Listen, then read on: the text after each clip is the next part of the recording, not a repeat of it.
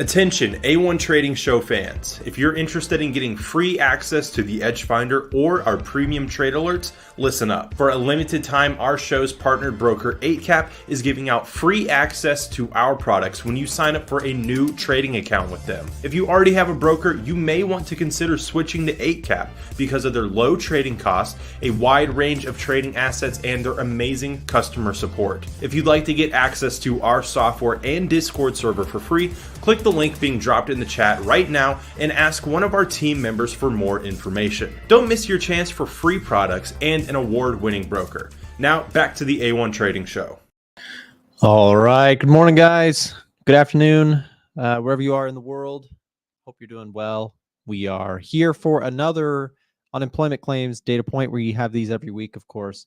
Unemployment claims telling us how many people are filing for unemployment. And that's, of course, a really important indicator of the economy. So we've got just about 15 minutes before that actually gets going. Let me fix my hair here. I might need to, there we go. Anyways, we got about 15 minutes before that data point comes out. I was looking at the dollar index, which is up here this morning. In fact, let's just do this really quick. I'm going to go to our all markets view just so we can see what everything is doing this morning. So this morning so far, a little bit of a drop overnight and a bit of a pop back here, at least this morning on the stock market side of things. Things doing a bit of a V motion right now. Same thing with the Dow Jones. Same thing with the Russell. At the same time, dollar index, which has been trending down. I don't know why this is on a daily chart. Hold on. Let me switch this to an hourly so we can see. Hourly chart on the dollar index is up here today. So we've got, again, stocks flat. Well, stocks actually slightly lower, but they're recovering a bit. So stocks a bit lower here today. We've got gold lower today. We've got the dollar index up today. You've got silver down, of course, and you've got oil sort of flat. So there's your summary, at least from a high level view of like what's going on. I would like to also just check on the Chinese stock market situation because that's been such a big story.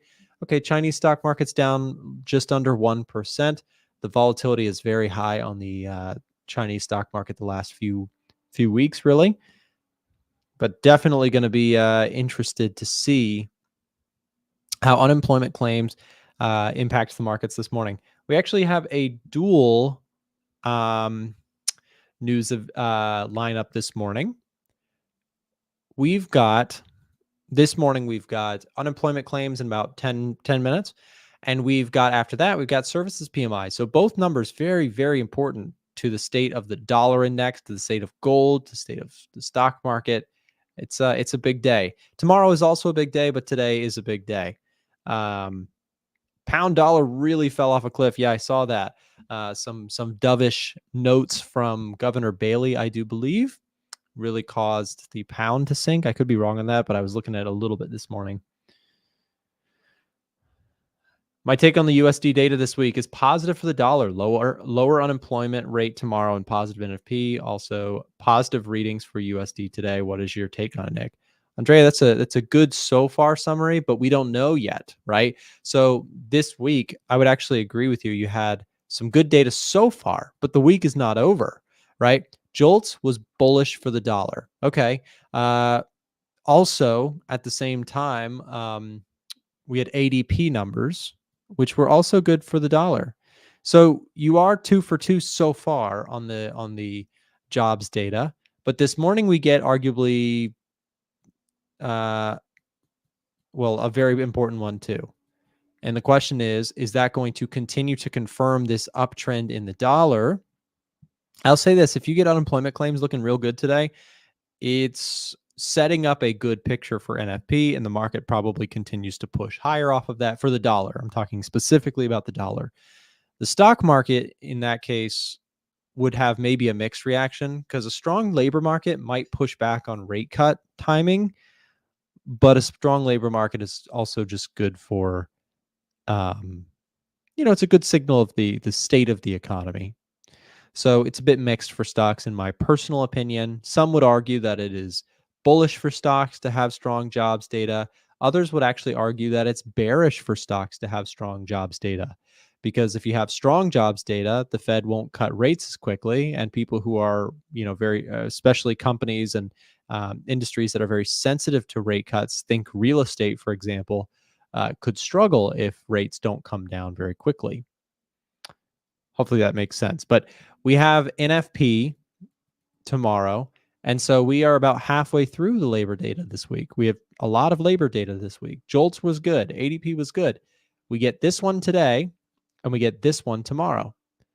So at the end of this week, I think we're going to have a pretty good view of what the labor market looks like.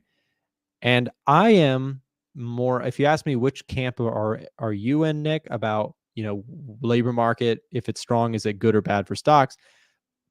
I would personally argue that slower rate cuts and a strong labor market is preferable to a weakening jobs and faster rate cuts.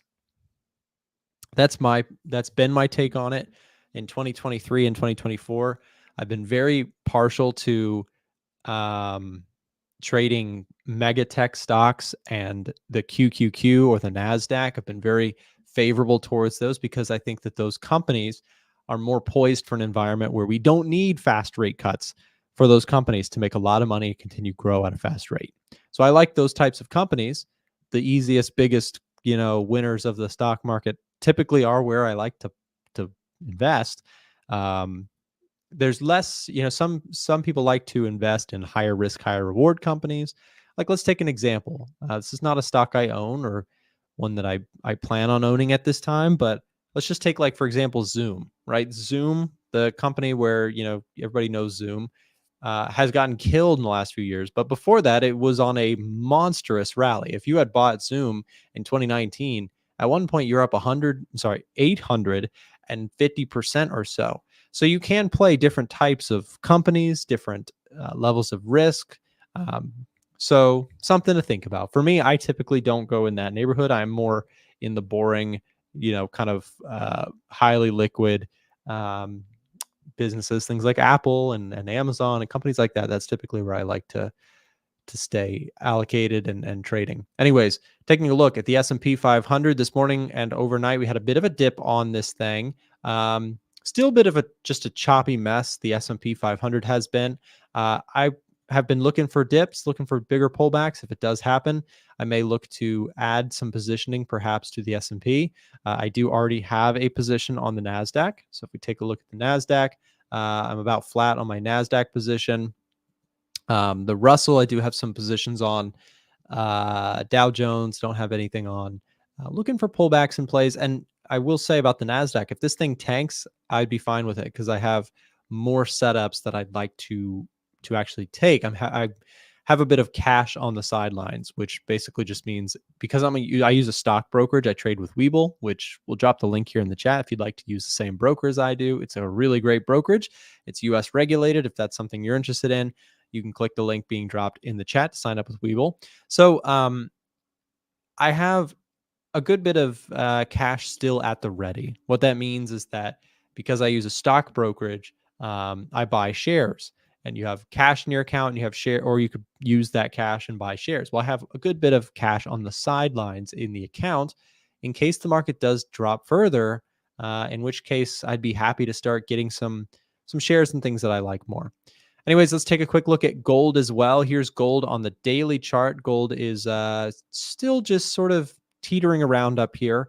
It popped a little higher off of the situation in the Middle East and the escalation we saw a few days back. That's following a big run up in the price of gold. So it didn't quite take us to new highs. And if we're taking a look at the daily chart price action, I would just say we are sort of consolidating at these levels and waiting for today and tomorrow's data points to tell us where the jobs market is at. So earlier I talked about labor market, right? Let's talk about jobs for a second and how it relates to gold. For my gold trading friends, and I know that is a lot of you, here's the synopsis on jobs data for gold. If jobs data is good, Well, if jobs data is bad, let's start with jobs data is bad. If jobs data is bad, what happens? Well, the dollar probably goes down, probably weakens the dollar, and it probably causes a little bit of uncertainty for investors. And that is the perfect combination for potential gold bullishness. Dollar weak, uncertainty in the markets. Gold would then likely move higher. So perhaps on NFP day, if we're seeing, today and tomorrow, strong breakouts to the upside on gold on perhaps weak jobs data, that could be an indicator of potential bullishness above the all-time highs, right? So I actually don't shy away from buying all-time highs if there is a good fundamental and technical setup to trade. So I'll be looking for that. That's a scenario that I could potentially see getting long gold. Now, on the flip side, what if jobs data comes in really, really solid? Then we reverse everything I just said. And we said, well, if jobs data is good, the dollar strengthens and stability is reconfirmed in the market. Those two things are bearish for gold. Remember, gold thrives on uncertainty and weaker fiat currencies globally. So if we have good jobs data, the exact opposite scenario could play out. You could see a break to the downside on gold. That being said, there's a sort of weird third variable in this picture, which is geopolitics. So we have what's going on in the Middle East. Unless some sort of resolution or some sort of positive news comes out of there, I think that also limits downside potential for the short term on gold. So even if you get a break to the downside, there's a bit of a premium that traders, investors are willing to pay to perhaps hedge their other bets by owning a little bit of gold in their portfolio. I know a lot of traders love to trade gold, but that's not what most people who have positions in gold are doing. Most people are investing, hedge funds are investing money into gold for one reason or another, but oftentimes it is to hedge geopolitical risk, and it is also to hedge perhaps all allocation being in stocks or bonds. So gold is this third option for a lot of long-term investors. So you have to remember, if the situation improves in the Middle East or something, those people might say, okay, that's gone. Let's go back into stocks. Let's go back into bonds. Let's get out of gold. And if things get worse, they go right back into gold. That's that dynamic. I know that, again, we all focus on trading gold, but the vast majority of actual money being traded on gold is like passive investment, people buying and holding gold or choosing not to. And as traders, we can take advantage of watching that flow. So we'll see. That's my breakdown on gold. We're a bit of a range bound situation right now. If you're looking at a 4-hour chart for gold, got about 1 minute to go, so I'll come back to this. Let's go ahead and do our all markets view. We've got unemployment claims coming out in 1 minute. I'll be discussing my thoughts on everything. Please don't go anywhere. I know a lot of times people will wait to see some sort of spike and then leave right away. But if you actually want the breakdown and analysis, I'll be doing mine just shortly after this news drops. So don't go anywhere. Also, if you're enjoying the show, do me a big favor, take half a second to thumbs up the stream, hit the thumbs up button, subscribe if you're new. This is totally free on YouTube every day. I'm just trading and sharing my thoughts about it. And if that is helpful to you, then I'm very glad to hear that. And I hope you stick around. So we got everything on the screen for you. You got your S&P 500, NASDAQ, Dow Jones, the Russell 2000 index, gold, dollar, silver, oil. That is everything on the screen for your convenience there. You got 1 hour chart showing. About 20 seconds to go. We'll go ahead and roll our breaking news.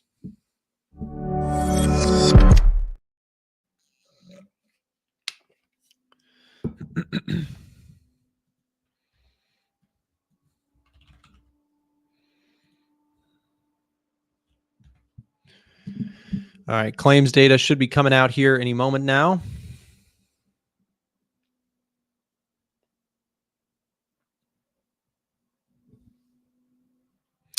No immediate reaction here, at least on the charts front. Let's see what we got. Okay, and that would make sense why. Unemployment claims came out this morning pretty much exactly as expected.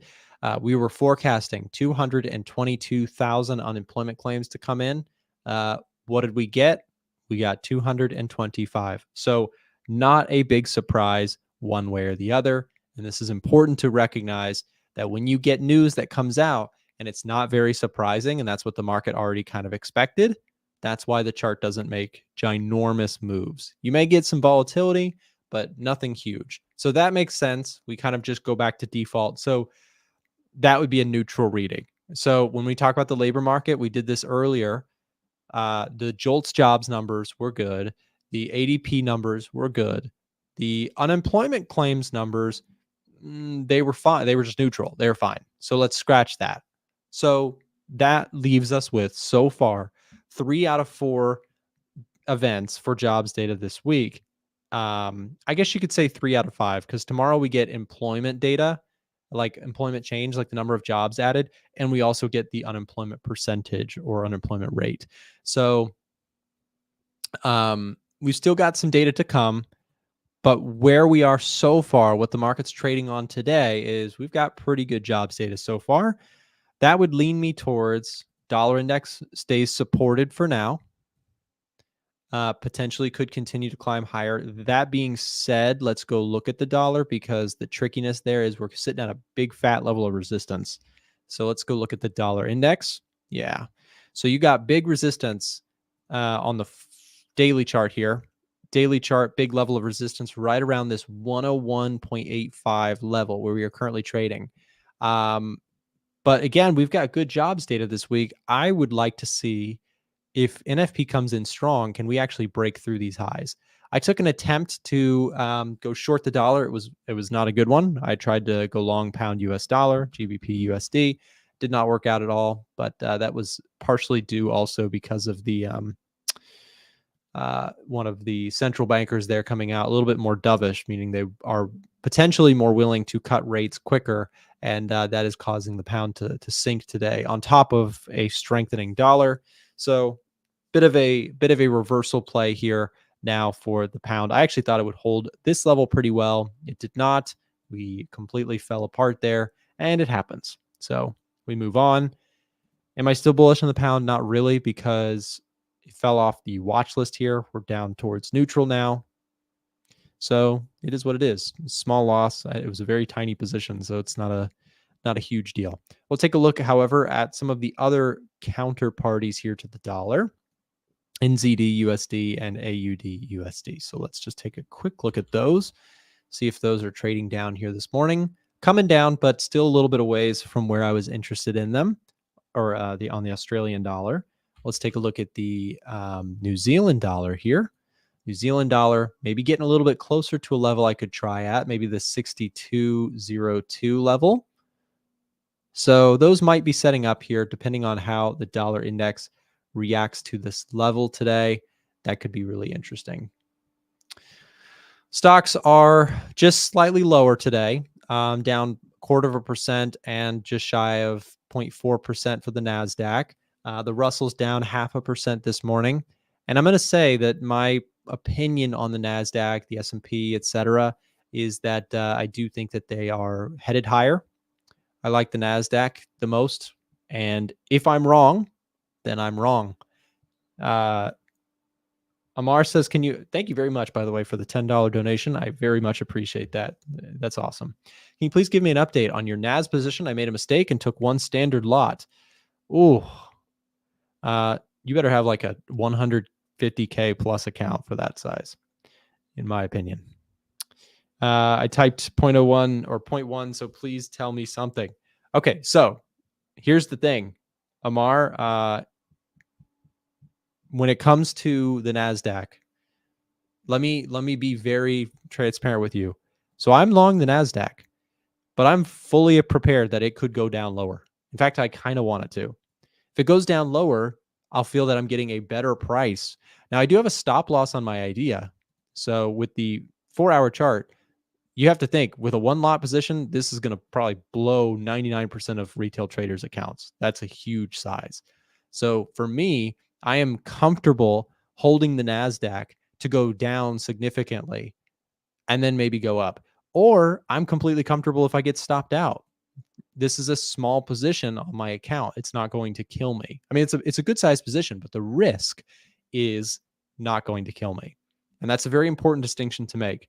If you're ever in a situation with a position where your size is way too big, you probably need to reevaluate things, because again, you got to be really careful, because nobody, not me, I get it. Sometimes I'm wrong just over and over and over. So if you put your faith in somebody else thinking that they're just going to never make a mistake, it's going to be a really dangerous, bumpy ride, because everybody is sometimes very wrong in the markets. I think I could be right, but this is educated guesswork. This is educated guesswork. And if you put a huge position on, you're no longer educated guessing with modest risk. You're now just straight up gambling and hoping that it works, which is not a safe way to approach the markets. In fact, that's how people blow up, and they think trading is gambling and they quit. Right? So be careful. Do your own thing. I'm not here to give financial advice. I don't tell people what to do with their own accounts or positions. I share my own thoughts. I'm sometimes right. I'm sometimes wrong. The way that I make money over the long term is educated guesswork and just staying really, reserved on my risk. So just wanted to make that clear. That is my opinion.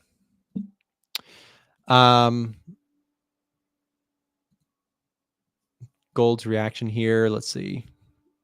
Bit of a mixed reaction to claims. That would make sense. I think the next thing we look for now, if unemployment claims is not really going to give us a big catalyst today, potentially we could get one from the services PMI numbers, which come out in about an hour and 20 minutes. So yeah. Why don't you trade minor currency pairs, Nick? Is it due to tracking multiple currencies? Mandy, yeah, I mean, it's partially that. And it's also, I'm hyper fixated on US economic data. It's something that I, find the most, I'm the most comfortable, and tracking just US data is already very complicated. Adding a ton of other economies and variables into it makes it trickier. So as a fundamentalist, I do have a pretty wide scope of things that I look at, but where I draw the line is I mostly trade US stuff. I mean, the vast majority of what I trade is US indices. Second would be gold. Third would probably be like other commodities, and fourth would be currencies. I do like trading currencies, but I don't find them nearly as suitable to my specific like expertise or experience. I find them to be not as suited, right? Because with the NASDAQ, I'm looking at the US economy primarily, right? With the bond market, I'm looking at the US economy primarily. If I'm looking at gold, that's a bit more global, which I still, I like to keep an eye on the general direction of central banks globally. Like, are central banks cutting rates? Are they hiking rates, which has huge impact on gold? But yeah, that's hopefully that answers your question. I try and keep it simpler, not more complicated. Where can I find info on your course? We have a free course available on our website, a1trading.com. I don't sell a course. I think courses are helpful if you take them seriously, but most people don't. That's the reality. Most people don't take courses seriously, and one person's strategy might not exactly work for you. So trying to copy your way to success in trading is a quick way to never make it in trading. You got to put in the work. And if you're not willing to, you probably shouldn't trade. You probably should just passive invest and go do something else with your time. Okay, so let's see where the dollar is now. Dollar index sitting at resistance. We will see how this level plays out today. 101.9 now. Coming up into this area. I've got a bunch of trades that I am looking to potentially take with this dollar move.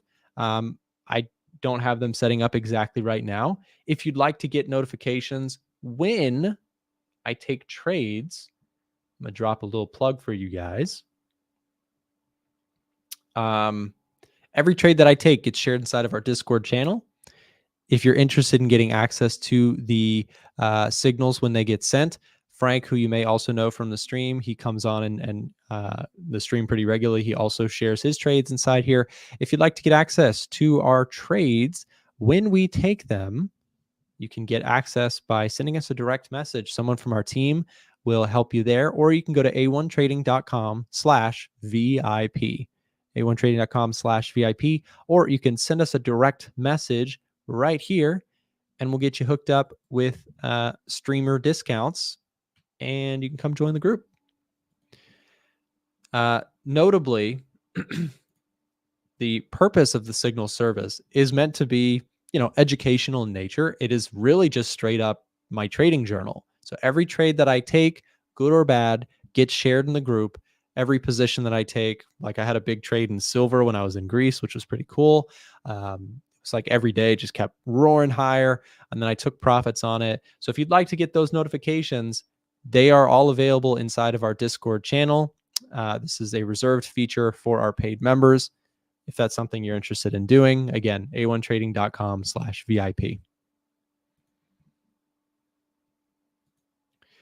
NASDAQ down, still 0.5%, hasn't made a big move here. Take a look at the euro here, lower this morning. Euro's back down to this level of support here. Let's see if it goes and tests this. Actually, we could draw this a little cleaner. Right around here. Coming down into support. I don't have a position on the euro, and I don't think I'm going to go long because I don't have an edge finder set up. But I'd be curious to see how support reacts here. We're going to break this level and potentially go down and test lower. We're going to bounce. We'll see. It's in an uptrend, so we'll see what the euro does. Pound dollar really just getting beat up here today. Again, I was long on this one. This one did not work out. I bought here. Fortunately, my stop loss was pretty tight. I got out of there pretty quick, but the pound just completely got waxed because there was a commentary from a central banker there, their Governor Bailey.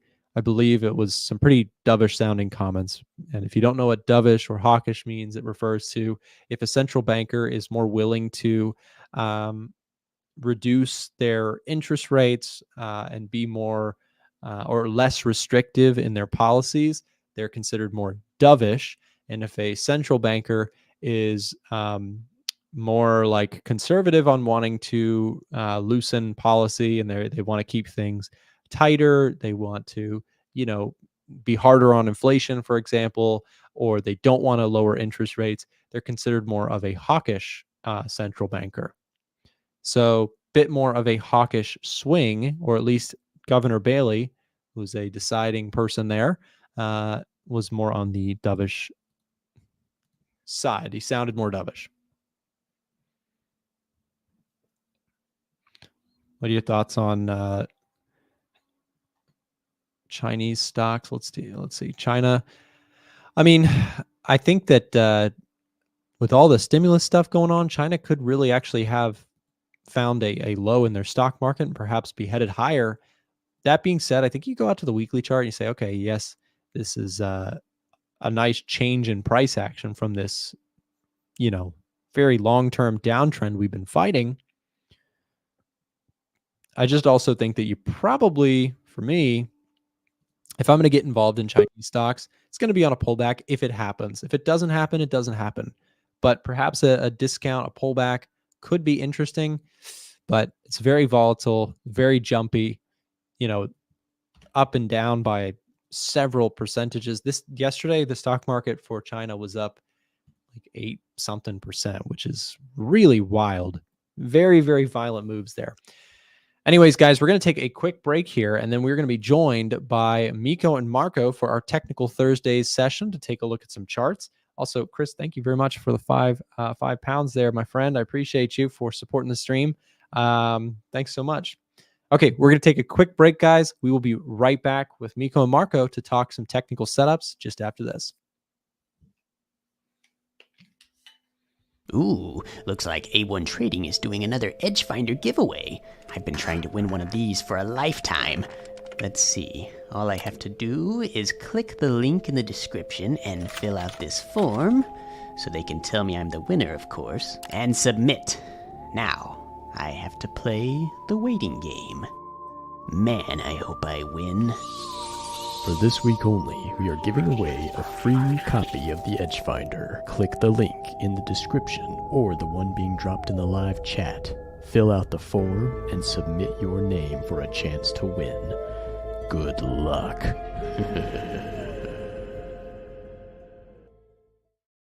All right, guys. And yeah, so everybody make sure to join the Edgefinder giveaway. If you have not already, you can throw your name in. The link was dropped in the chat just a moment ago.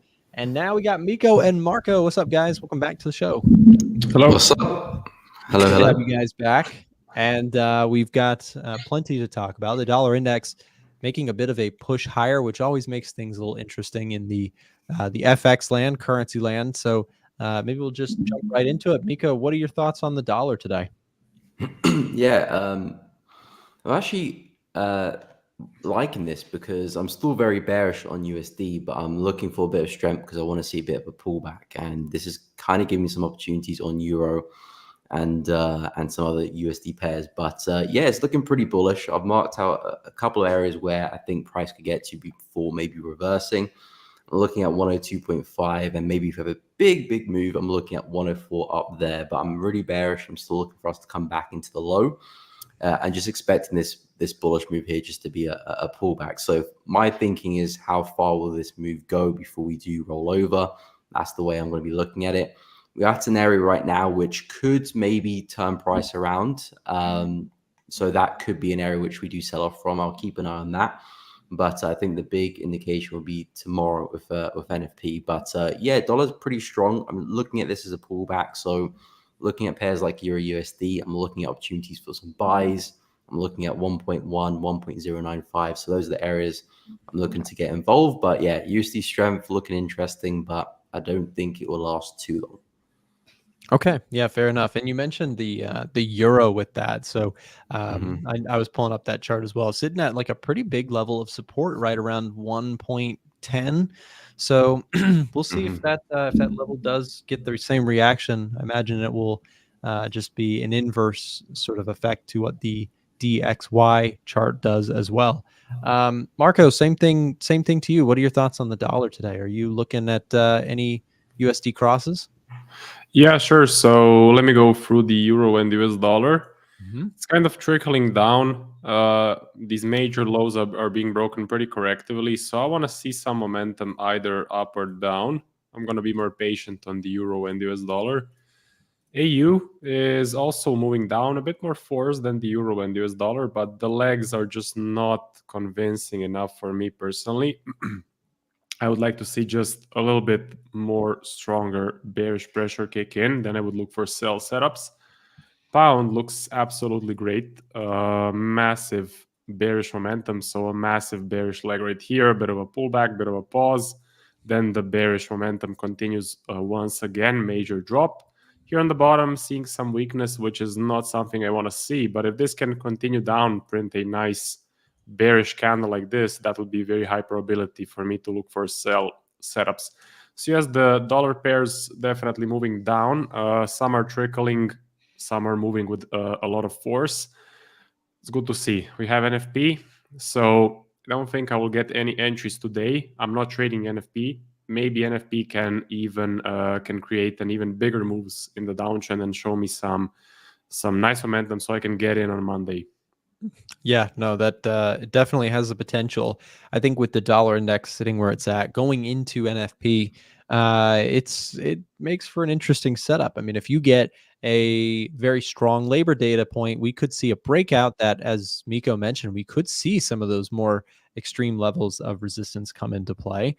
And if that jobs data comes in weak, perhaps this bit of a rally the last few days fizzles out and we head lower. I actually think that it sort of is maybe that binary. Like tomorrow, if you just get, let's just say, a very weak jobs data print, and we get something like this, like let's say the candle tomorrow just closes like that, or perhaps bigger, Suddenly, that there's your kind of Miko, your bearish engulfing potential there. Maybe looking at some other crosses that you like best, see how those charts are lining up. But that could certainly be the case. And then also, if you get a big strong day, the cool thing here when it's like this, where it sets up right at a level of key resistance or support, is that those breakaway moves can a lot of times have some really nice follow through. So we'll see if that plays out tomorrow.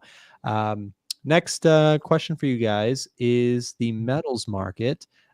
Gold has been just on a tear to the upside this year, just up, like, I think last time I checked, it was like 35 or 30 something percent up for the price of gold this year, which is a huge move. Mika, what are your thoughts on gold or silver? Yeah, so gold's just more of the same, really. It looks like we're going through a bit of a pause, which is probably overdue because we've been just been flying for the past few weeks. So it looks like we're going for a bigger pullback, but I'm expecting more of the same. There's no indication in terms of the price action that tells me gold is about to reverse here. So if we do keep kind of sluggishly moving to the downside, I'm expecting a bottom to form pretty soon and the market to keep pushing higher. There's some previous levels which I was looking to catch some break and retest on around 25.30 and also 25.90.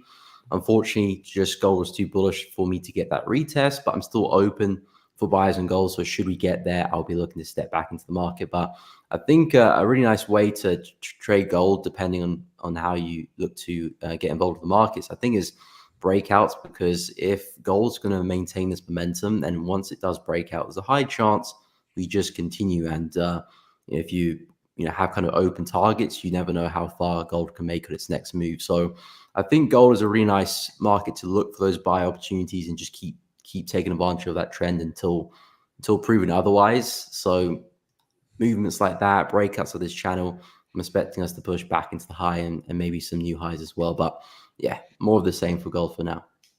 I think that sometimes, especially newer traders who may not have experienced like ginormous uptrends or downtrends for a suspended period of time, they look at something like gold and they say like, what do you mean respect the trend? This thing is up so much, why would I want to be a buyer up here? And that's a very common, new trader theory, is like something that's already up, you don't want to buy it. You're going to be the sucker that buys it last. But maybe one thing to think about is like, okay, if you have an upward trend and I hear that concept of like, I don't want to be the last buyer, but like, what if you waited for, as you're talking about, a breakout, and then you set up a trade where if you're right, you stand to gain the next leg of this big uptrend.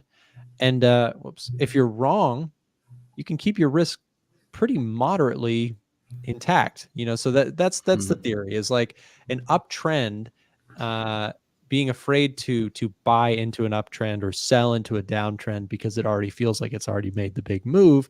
The danger there is like, you don't realize like you can use stop losses. You can manage your risks so that if that trend does not continue, you can get out of there. But a lot of times the trend does just sort of continue to float and float and float. And this year, if you've been trying to fight the gold uptrend, that's been a really tough battle to fight. So good points on that. Same thing to you, Marco. Are you looking at gold at all, or what are your thoughts on it? Yeah, so I just wanted to say, like in Jesse Livermore's book, one of the most successful traders, he said that he's exclusively buying the top when a new breakout happens, because most people are afraid that it's like on the top and that it's just going to go down. And when most people think one thing, well, then the opposite thing happens. Yeah, so that's a good point. Yeah, this has a lot more upside potential. It doesn't have any signs of slowing down, especially after this leg of momentum. And this one right here, the momentum just seems to be very bullish. So I would say this trend is more likely to continue than actually reverse down. Again, not seeing any signs of slowing down on this daily chart. Here we had definite signs of slowing down. We had some major bearish pressure in these legs. But again, just compare this stage or this phase of the market with this. This one is much more powerful, much more bullish in my opinion. So just a bullish train on gold currently. Yeah, and that's the thing is I think that a lot of the I guess mistakes that new traders make is oftentimes they see a big uptrend and they see, like, let's say they get long on gold at a good pullback, and it actually does start to go up again. They very quickly take profits because they're like, I can't, I don't want to, be faked out. Like, it's going to reverse, it's going to crash at some point. And the thing is, the longer I trade markets, the more I realize, like, usually if you're sitting there waiting on something to crash, like, it's usually just going to continue. Here's one that maybe not as popular or as exciting of a topic, but just briefly, I want to show you one of the top performing, if not the top performing sector in the S&P 500 this year, which has been, a really pretty good year for the S&P 500. It's actually the utilities world. Now, utilities are like power companies. These are like the really boring, very slow and steady companies. Everyone needs power. Everyone needs like water, all that stuff. Well, utilities have just floated higher. And this is, to me, one of the most perfect examples of like a trend can just trend and trend and trend. If you were somebody who thought utilities were going to go down this year, I mean, it's just been like actually the straightest line that I might have ever seen in terms of a uptrend. It's like, it's not, there's the pullbacks are so minor. So my point is, like, if you catch the right trend and you let it run, if I had put my approach on this would have made my year like into a triple whammy year. Like, this would have been amazing because I could have just trailed and trailed and trailed, and I would have never gotten taken out.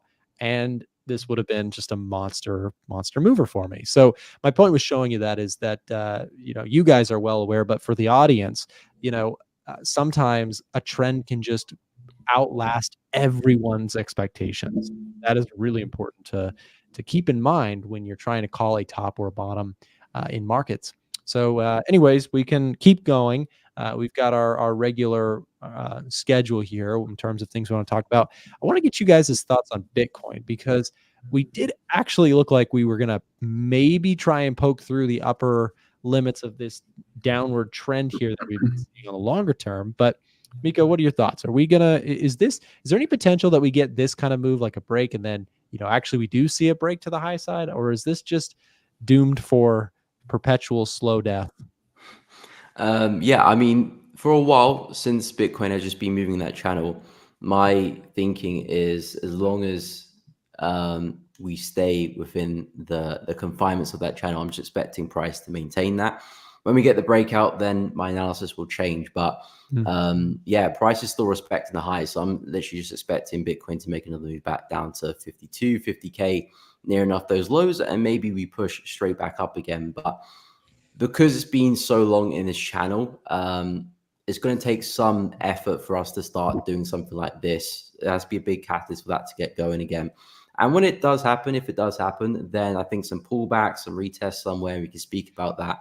And there could be some really nice opportunities for longs. But I think for now, if you're looking to play Bitcoin, I think catching some of these swings here look really fruitful, because if you can get a nice entry, nice stop loss, the risk to reward back down to the lows and just playing the range looks pretty neat and tidy to me. So yeah, now that price is respect the high there again, I'm expecting Bitcoin to push back down to 52, 50K. Possibly we may see a retest. Maybe price wants to push up again.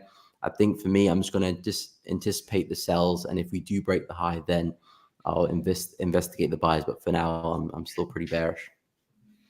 Fair enough. And we got a fun question here before we go to Marco with the same one. Profit Pathways FX says, what are your average returns on a monthly basis? Or maybe an easier way of saying that is like, what's your goal, I guess, or what are you shooting for in terms of a monthly average? And before we answer that question, it's very, very personal to actually answer that question. So what I mean by that is that sometimes I talk about my expected returns and people get really upset because they're like, that's so low. Or, people will say like a number and people will get angry, like that's too high. But it also comes down to your personal risk tolerance. If you're somebody who is okay with seeing your account go down by halfway, then yeah, maybe you go for like 5 plus 10%, whatever per month. You got to accept though that you might blow the account and you might, lose everything trying to go for bigger returns. So my personal number is usually like 2%. Like I'm looking for slow and steady gains over time because I work on a bit of a larger capital basis. But everybody has different goals because some people are looking to get funded, or other people are already funded and they're looking to grow that account. Other people have a higher risk tolerance, or maybe people have more disposable income. It's very personal. So, Miko, do you want to answer that question? However you want to answer, you're good to go. Yeah, my main focus in terms of returns, well, I have one account which is more aggressive, and I have one account which is more conservative. But my main focus is between 20 and 30 R a year, because when I focus per month, it normally doesn't end well for me because I'm always trying to either make a little bit more towards the end, or slowing down too early, and I miss up opportunities towards the end of the month. So I like having a yearly target, and That's 20 great. to 30 is pretty healthy for me. And in terms of the R, it depends what account I'm trading on. I can take a bit more risk on my smaller account, but my main account, I normally keep it very minimal. I like that. That's a great answer. Putting it on an annual basis instead. Yeah. When I say the 2%, just to clarify, like for me, that's like an average. So I might have down 5% months, up 5% months, flat months, up 2, down 1, things like that. So, Marco, what about yourself?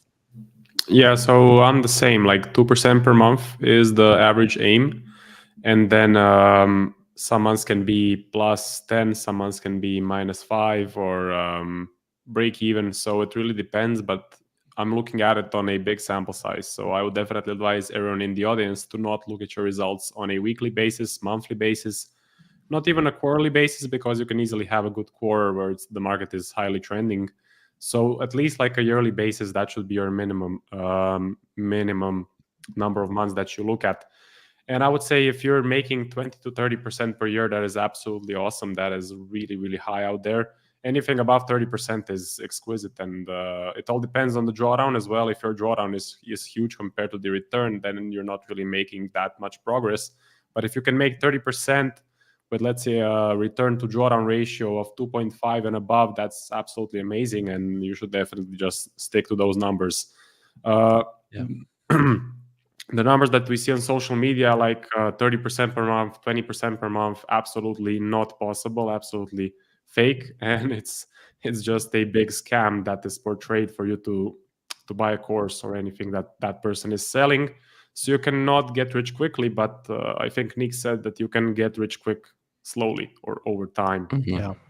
That's the truth, man. I mean, that's the thing is when we talk about this, and I'm actually surprised we haven't gotten any backlash. Usually whenever we talk about this concept, this is where you get, for me on my channel, some of the angry comments. People are like, no, then trading's not worth it. This is a waste of time. You should be able to get 10%. It doesn't matter what you think you should be able to, or what you'd like to make in the markets, or what you think is possible to making. But it's what can you actually and sustainably and consistently make in the markets. And people will throw numbers at you, but when you ask for, hey, show the track record, show your actual, numbers, show your actual what you've done, nobody's making 20, 30% per month. And if they are, they're like Nancy Pelosi or like in Congress or something. Like they know what's going on in the markets. They're cheating. I mean, allegedly, I don't know. But, my point is basically to actually play the game at the retail trading level and stay in the game without blowing accounts. It's all about the slow and steady. So Laura says slow and steady wins the trade race. That is absolutely true. And that's what we're all about here on the show. And that's why we have these guys on the show with us so regularly. Miko, Mark, I want to thank you guys for coming on. Before we call it, we'll drop the link. Actually, we've already got them. Thank you, Chandler, for doing that. We got Miko and Marco here. Both of their channels are linked in the live stream chat right now. These guys are great to have on the show because, again, the conversation we just had, these are practical traders, and that is the whole purpose of our show, is to spread the good news about, realistic, slow and steady trading. And if you're actually interested in this stuff, I want to encourage you to subscribe to the A1 Trading YouTube channel or my channel, but also subscribe for sure to Miko and Marco on their own channels. So, guys, thank you very much for coming on the show today. Thank you. See you next week. See you guys.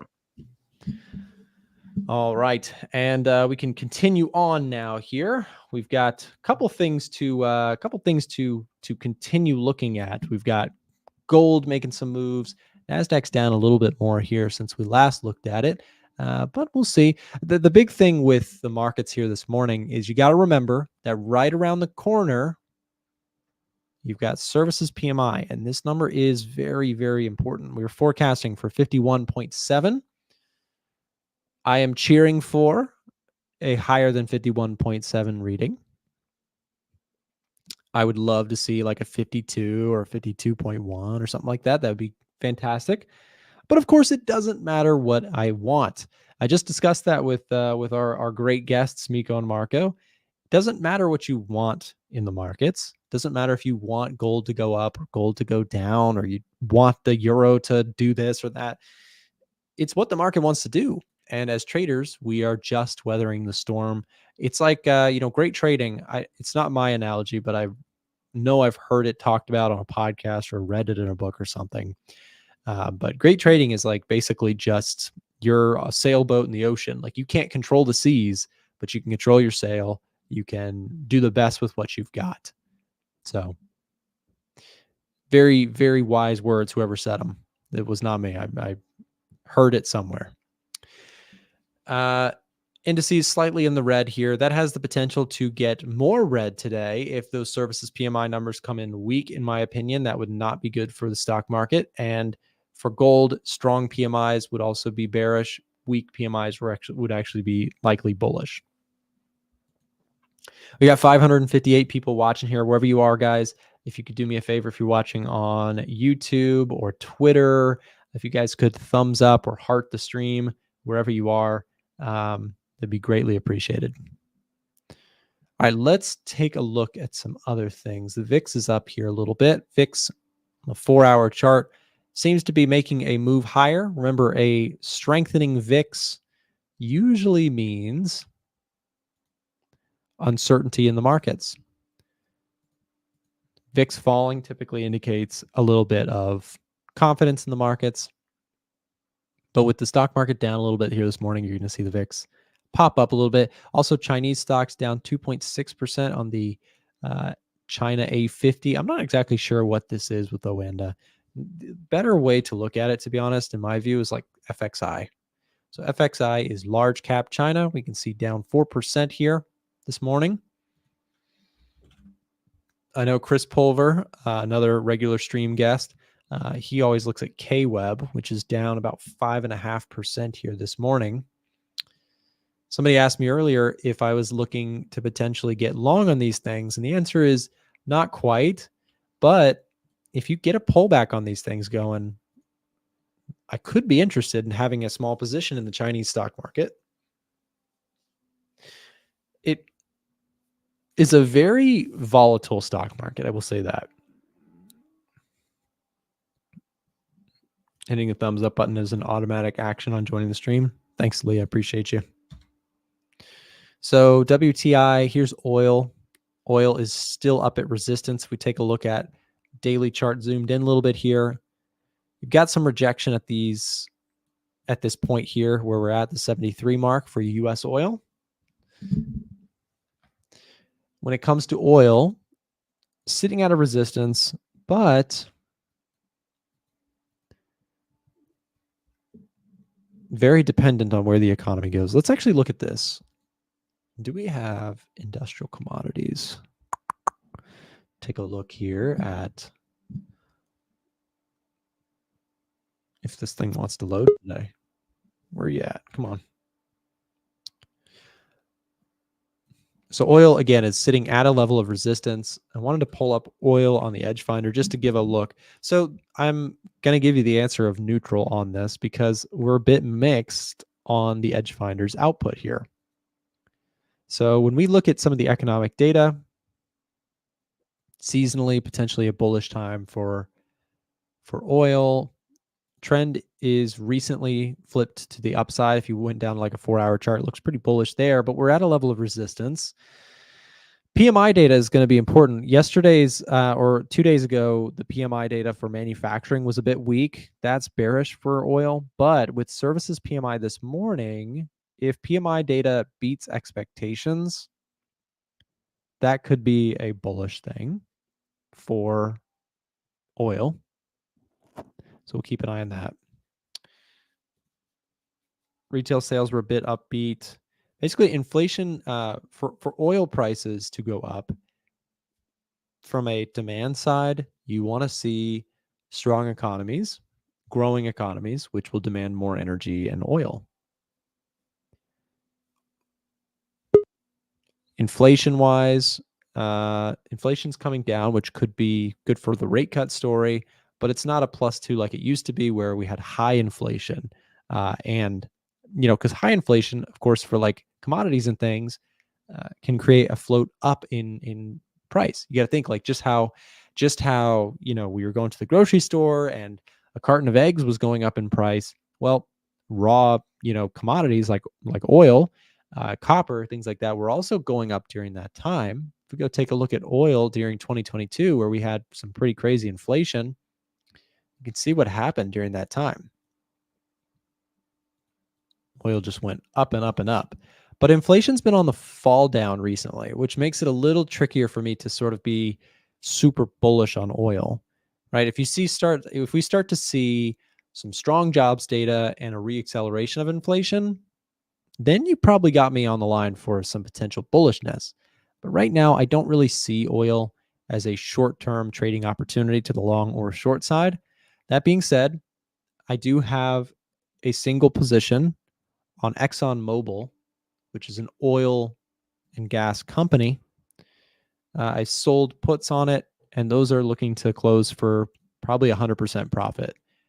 What I mean by that, if you're not familiar with options, when I say 100% profit, what I mean by that is 100% of the max potential profit that I got from selling that option. I think it was about $300, which is not huge, but I sold puts on it. And Exxon at 112 was the put, so it is very unlikely to come all the way down to 112 by the expiration date. So I basically just will pocket the full premium. I think, like I said, I think it was around $300. So we'll see.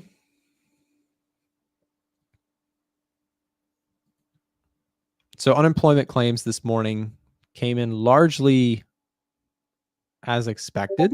So it didn't really cause much of a move. It hasn't updated in the Edge Finder, but it came in at 225. So basically right around as expected. So that was not a big catalyst for day traders or any short-term momentum here today, but it certainly matters still. Unemployment claims came in line, doesn't threaten the situation. ISM services PMI is definitely the thing that I'm watching for the rest of today. That comes in at 10 a.m. about 45 minutes from now. We will have coverage all the way up to that point. NASDAQ still sitting at support. It's possible that we do see this thing take out the lows. If you get some weak PMI data, could take out the lows and head down to test this next region, which I'm long the NASDAQ, so it wouldn't be ideal. However, if you get the NASDAQ trading down into that range, I do have some cash on the sidelines. I'd potentially be looking to build bigger positions on some stuff. I think if the dollar index goes up, wouldn't it be better to be bearish on gold? Well, if the dollar index goes up, then likely, not always, but likely, gold would go down. But the dollar's in a downtrend and gold's in an uptrend. So you have to be careful with that. And there is the possibility that if you get some, like in the Middle East, like something happens and it spooks the market, both the dollar and gold can go up at the same time. They're not perfectly inversely correlated.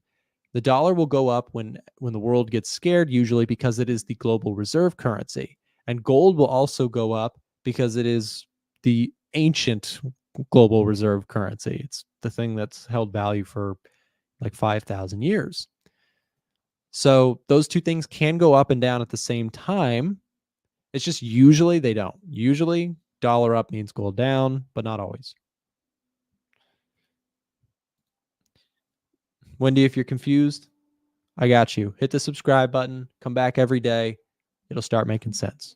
This stuff is difficult, and I can't sugarcoat it any other way. Trying to understand fundamental analysis is a difficult feat, and most traders choose not to. They choose to ignore it and stick to technicals because technical analysis is easy. Fundamental analysis is hard. Most people don't want to do difficult things, but profitable traders oftentimes will do the extra mile to actually learn how to do this stuff on the fundamental sides. Fundamentals are what really move the market, and I will stand strong on that. The market doesn't move based on hitting a support level. The market moves based on how we all feel when we go to the gas pump or to the grocery store, or what is happening with big businesses in the United States or in Europe or in Asia. Are they doing well? Are they doing poorly? Are people getting laid off? Those are real world forces. The economy is a real thing. Technical analysis is a thing that a tiny sub portion of the US of the world population focuses on. That's the traders, right? Everybody in the world is impacted by fundamental analysis, and a sliver of people use technicals. Technicals are useful, don't get me wrong. I use them, but they're not nearly as important, in my opinion, as real world forces are.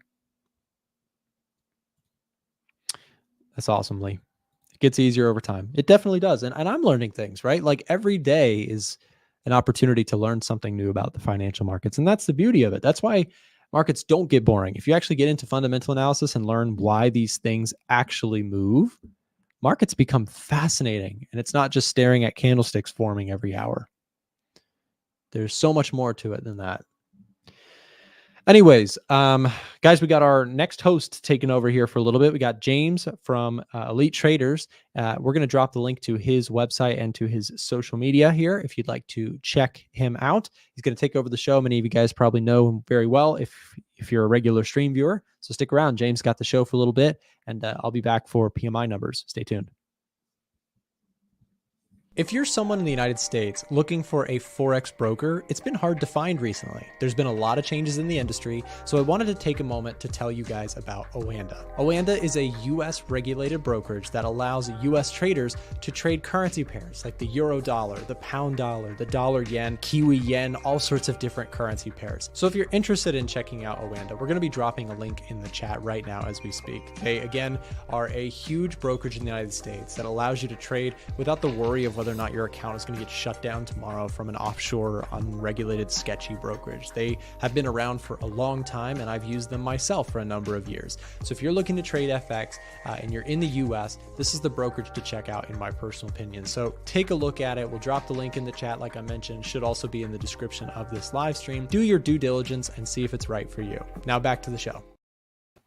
Hello guys, how are you all doing? I hope you're having a great day. Almost the end of the week.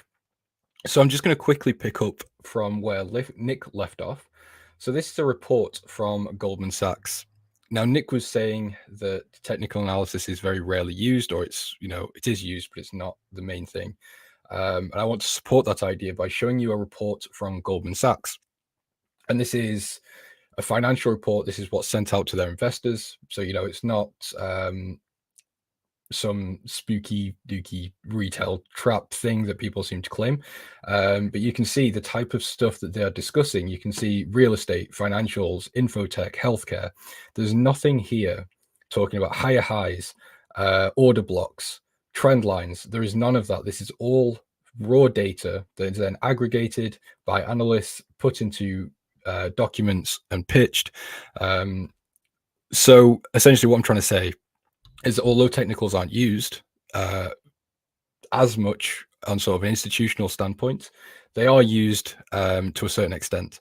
But you don't need to let that report try and intimidate you, because as retail traders, we don't need to do that. We have access to that type of thing that's already done. Like I just showed you, we don't need to go out and do all that research because we can get it from them. But that's just to show you the extent of the people that you're trading against. So if you can't be bothered to go and do research, whether it's get the Edge Finder or some other software, or go and look at Fred or the CME Fred Watch, so if you can't be bothered to do that research, then you don't deserve to make money in these markets. And that's just the truth. I'm sorry if that hurts your feelings, but there you go. So anyway, let's move on. Let's get into the stream. Where do you start when you want to learn fundamental analysis? Well, to be honest, if you're new to fundamentals, I would stick to Trader Nick stuff. He's very good at explaining complex terms in very simplified ways, in a way that you would be able to understand them and apply them. You can also go to, there's a free website called Course Sidekick here. So what this is, this is completely free. I'm not affiliated. I don't know them. But you can use this. If you go to macroeconomics, you can see they've got full breakdowns here. And it's all sort of, professional type of stuff, but it's 100% free. So if you're looking to learn a bit more, I'd suggest going there. So gold, I'm in a gold long position. So this one, relatively ranging at the moment. We started out quite well, actually, as we had the US news, and then very quickly plummeted to the downside. And now we seem to have corrected. We're just above entry now. But yeah, this is sort of just a day trade, playing on the risk-off market sentiment that we seem to be in at the moment. Gold had a slight range on the daily, so basically just looking to day trade this range, looking to essentially buy support, sell resistance type of thing. So yeah, very simple. We opened above the pivot, giving us statistical chance that the market will close back above the pivot. We've rejected S1. We're holding above the moving average. The RSI was oversold. So from a technical standpoint and sort of a basic economic standpoint, this trade looks fine in my book. We're also in a long position on the NASDAQ, although this one will possibly get stopped out. It's not looking too healthy at the moment. We do still have the moving average to act as a dynamic support, but yeah, so far not looking too hot. We entered and then straight into drawdown. So let me have, I don't think there's any other positions open really. I caught a position on New Zealand dollar this morning, or last night, I should say. It's not loading for some reason. But yeah, we took, I think the short was somewhere along these lines here. So yeah, we took about 1% on this this morning. So that was nice. Actually, I need to remove that. Oh, here we go. It's not always wins. We got caught in the euro pound slice to the upside as the Bank of England started to essentially say they're going to cut rates. There's now actually, let me double check what the data is here. There's a 98% probability that they're going to cut 25 basis points in November. And that's been revised. People were sort of expecting them to hold because they held previously. But yeah, that's quickly changed. So now this position was in the bin very, very quickly. So there you go. Unfortunately, I don't always win every trade. Love the channel, but the better trader I know only uses technical analysis, been profitable for decades. I love both personally. Fair enough. Technicals can obviously work. I'm just saying that most retail traders will come in and will use only technicals and will lose. The stats show it. You can't really argue that point. But I'm not saying that small percentage of profitable technical analysis traders don't make money. Hi, James. Didn't quite catch the name of the source of that fundamental info that you mentioned. That was, if you mean this was Goldman Sachs. This was a report from 2 days ago, so the 1st of October. I don't trade funded accounts. I trade my own accounts. So this is the MyFX book for it. So I used to trade on a spread-based account for tax reasons in the UK. It was just beneficial. However, as I run a service, I think it's only fair, I'm just refreshing it here so you can see it's real. I think it's only fair to have a more public and more transparent track record. So you can see I aim for 1% a week, 4% a month, and then I have to send out a report every quarter to some clients. So overall, I know Miko and Marco and Nick touched on the targets and things earlier. So I target quarterly gains. So I don't really focus on daily gains, weekly gains, monthly gains, but the rough estimate I have is 1% a week. So you can see so far in October, I'm up just under 2%. So I'm on target. Last month I underperformed. So that was a 2.35% gain. So yeah, pretty average so far.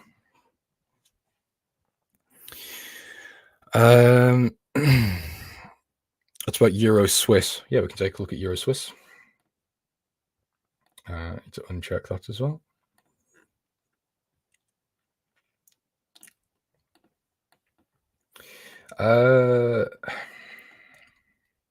Yeah, so I was clearly looking to go short here.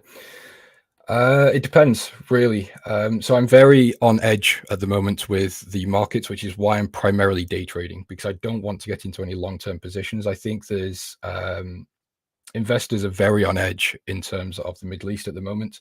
So any slight rise or any sort of complications that come up there could very easily trigger the markets to go and risk off again very quickly. So I'm happy to sort of stay away from the Swiss and just sort of trade gold, trade silver, and maybe the dollar. So Euro Swiss, I actually do quite like to the downside. I think the Swiss is overvalued. It should, in theory, start weakening. We are also coming into rate cuts for the Swiss. When is that? The next rate cut for the Swiss is in December, actually. But yeah, the Eurozone data is very weak as well. And obviously, if we do start to get tensions rising again, or things, a catalyst to get into this in the Middle East, it would be quite nice. Obviously, Swiss acting as a safe haven, giving it strength, the weaker Eurozone data, and it's a risk on assets. So it could very easily go to the short side, I think. Where do you get reports from? I get them privately. We send them in the Elite Traders Discord, but they're not public, unfortunately. It's yeah, just the way. How do I compare my analysis with Goldman Sachs? Same thing goes to you. Unfortunately, those reports aren't a public asset, but you can find very similar types of things online for free. Hi, James. How did you get investor money? I unofficially don't have investors. I have copy trading clients. So I used to take on investor funds, but I stopped doing that and just started doing copy trading. So I will obviously trades I take will be mirrored onto their accounts automatically. But you build relationships with people when you travel. So for example, if you're traveling, going abroad, you can go into the, you can pay for access to get into the, what are they called? The first class rooms where like the free food and all that sort of stuff. Just pull your laptop out, pull some charts up, and sort of fake it until you make it, to be quite honest. Obviously, that's if you're profitable. I'm not saying do this if you're going to blow people's money, but to get that first connection, you can essentially fake it. But yeah, large capital people will know if you're bullshitting anyway, so don't try and pull some dodgy stuff. Hi, James. Can you look at Palladium? It seems to be moving down. Yes, let's look. We were looking at Palladium yesterday, actually. And I said it looked good, but I forgot to come back to it. And now I'm quite fortunate I didn't. Yeah, technically it still holds up at the moment. I don't like it that it's broken below this 200 moving average. So for me, the main watch here from a technical basis would be to watch if it can break through this level. It's still holding the 0.618. And it's still holding this sort of previous resistance, what is now support. So whether we can see a rejection off here and a bounce to the upside, that would be great. But we could also see quite easily a melt to the downside. But again, I don't trade Palladium, so I can't tell you too much about it, unfortunately. Yes, I use PAM accounts, and it is allowed if you go through some loopholes. So it depends where you live, but yeah, there's certain ways around it. You can, for example, Elite Traders is not registered in the UK. It's registered in New Mexico, in the US, for lower tax reasons. So I've also got a personal company that's registered elsewhere to get around certain regulations. Claiming you are a technical trader without understanding how fundamentals drive price long term, you are not a technical trader, but a lazy trader. I don't know. I think people spend months, if not years, trying to learn technicals. They'll go into all these types of rabbit holes looking for, you know, all the fancy terms and all the crazy things. And to be honest, there's no reason to do all that. I mean, like I said, I'm not trying to shame anyone. If you make money doing that, then great, good for you. But for anyone that is new, going down that type of thing and spending years looking at candlesticks and doing artwork essentially on your charts, you can get the same results, if not better, by understanding why the markets are moving and what's actually driving. Then you can anticipate moves rather than guessing off a trend line. Anyway, I feel like I've come onto this stream on a bit of heat, so I hope no one's taking anything personally. It's just sometimes some stuff, tough love is necessary. So for research, we have got Australian dollar short, euro dollar short, pound Swiss long. Actually, I wonder how pound Swiss is doing. I did take pound Swiss, but closed it quite early. Yeah, okay. Well, it's a good thing I did close it early because this would have been stopped out. So I took it from, actually, this would have been up here, there. So I took this trade here and then closed out for a roughly 1% profit here. So yeah, quite a nice save there. But overall, I still think this is, actually, no, hold on. Let me just think. I've just realized we had the Bank of England this morning. I'm actually going to change my bias here. I think we could change this trend to the downside now. And the reason I say that is because, as I said, we had the Bank of England essentially turning dovish this morning. And we have the Swiss that can act quite well as a safe haven if we do start seeing tensions increasing, or we see that catalyst in the Middle East.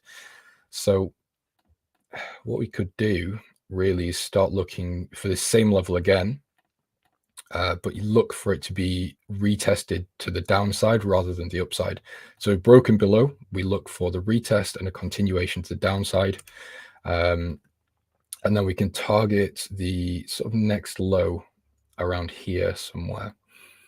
Now, this is what we call an event trade or an event-driven trade or a catalyst trade. It goes by many names.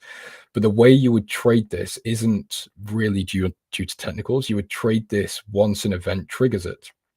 So what you might need to see is ideally something happen in the Middle East. So as soon as we get some news, or if we get some news, you would essentially be straight on the chart executing this trade regardless of where price is, just playing the fundamentals rather than the technicals. Hello from South Africa. Well, hello from the UK. Hope you're doing well. What else have we got? Let me pull up that sheet again. Oh, I've lost it. That's a shame. Hold on, let me pull it back.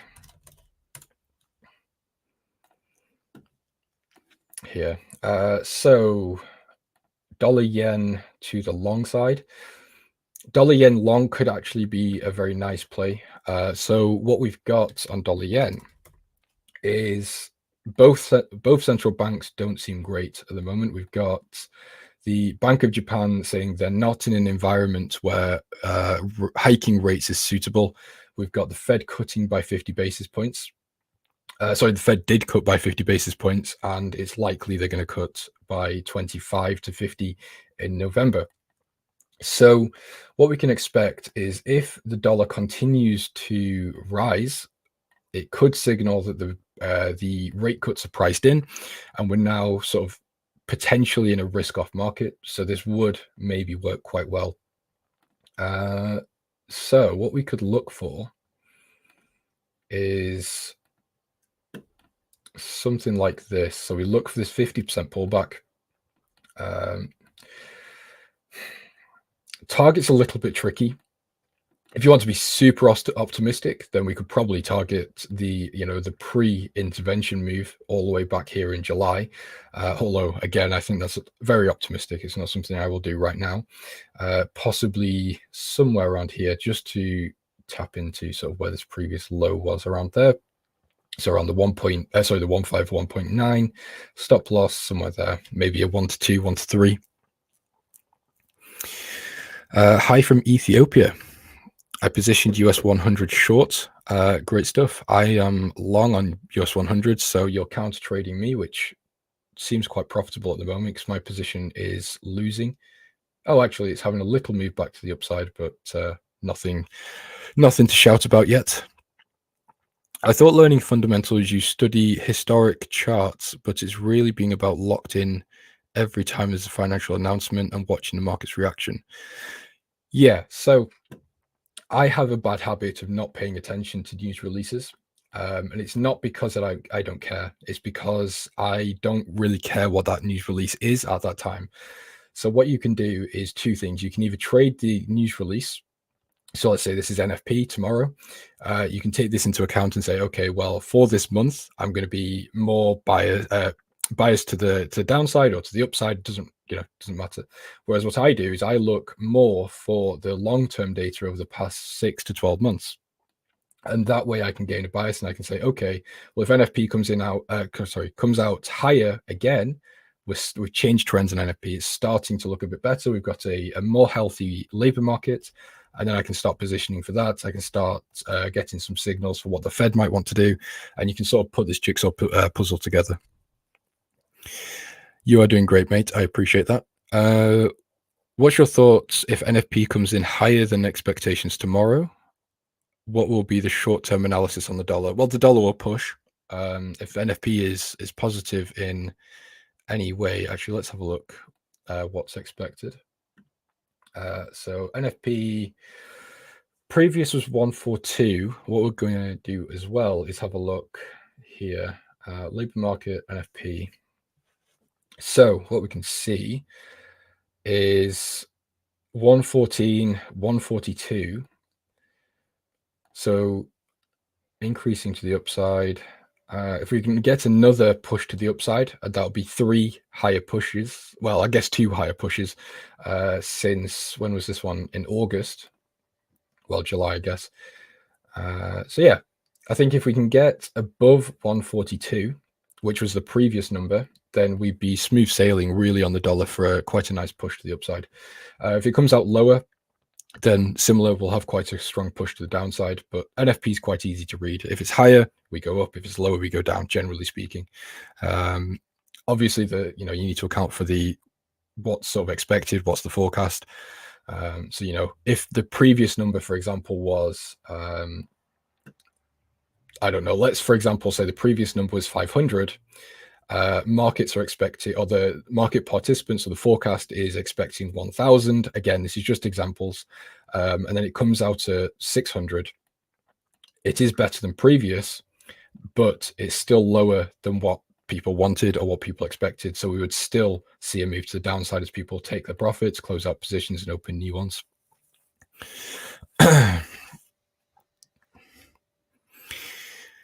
Brian from India, please tell me, is news time to buy? Is news time gold buy or sell? Gold during news is neither. You sit and watch what happens. Have some discipline. Hi, James. One fundamental question: is forward guidance more important than current economic data? That's a really good question. Yes and no. You've got to still pair it with things. Forward guidance is great. So what we could say is we've got forward guidance from the Bank of England.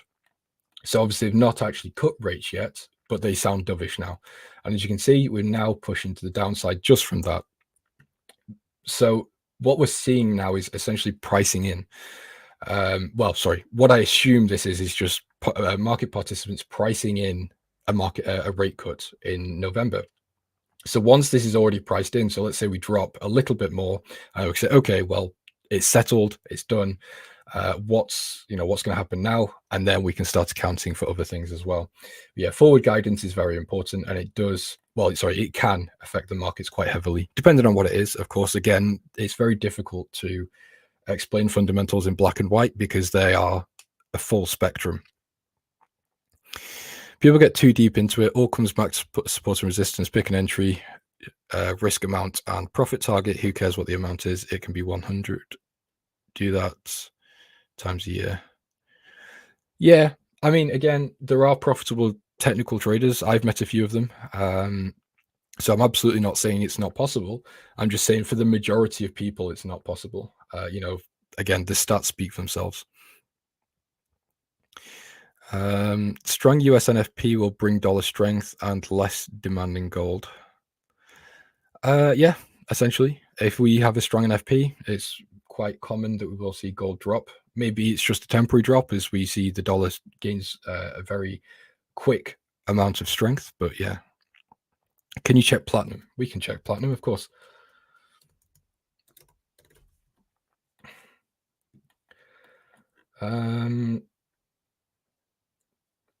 This one actually does look really nice technically here. So what we've got is a very simple but a very clear level of support, resistance. Now support, we are overall moving to the upside with this 200 moving average. So just looking at the technicals, I'd be quite happy really to buy it. But again, I don't have any data to really back up a long position other than what I see right here. But yeah, I think overall commodities are quite bullish at the moment. So yeah, I think maybe not the worst play ever here. Oh, it's news time. This is exactly what I mean. I've got a really bad habit of not keeping up with the news releases on time. Give me a second. Let me pull it up.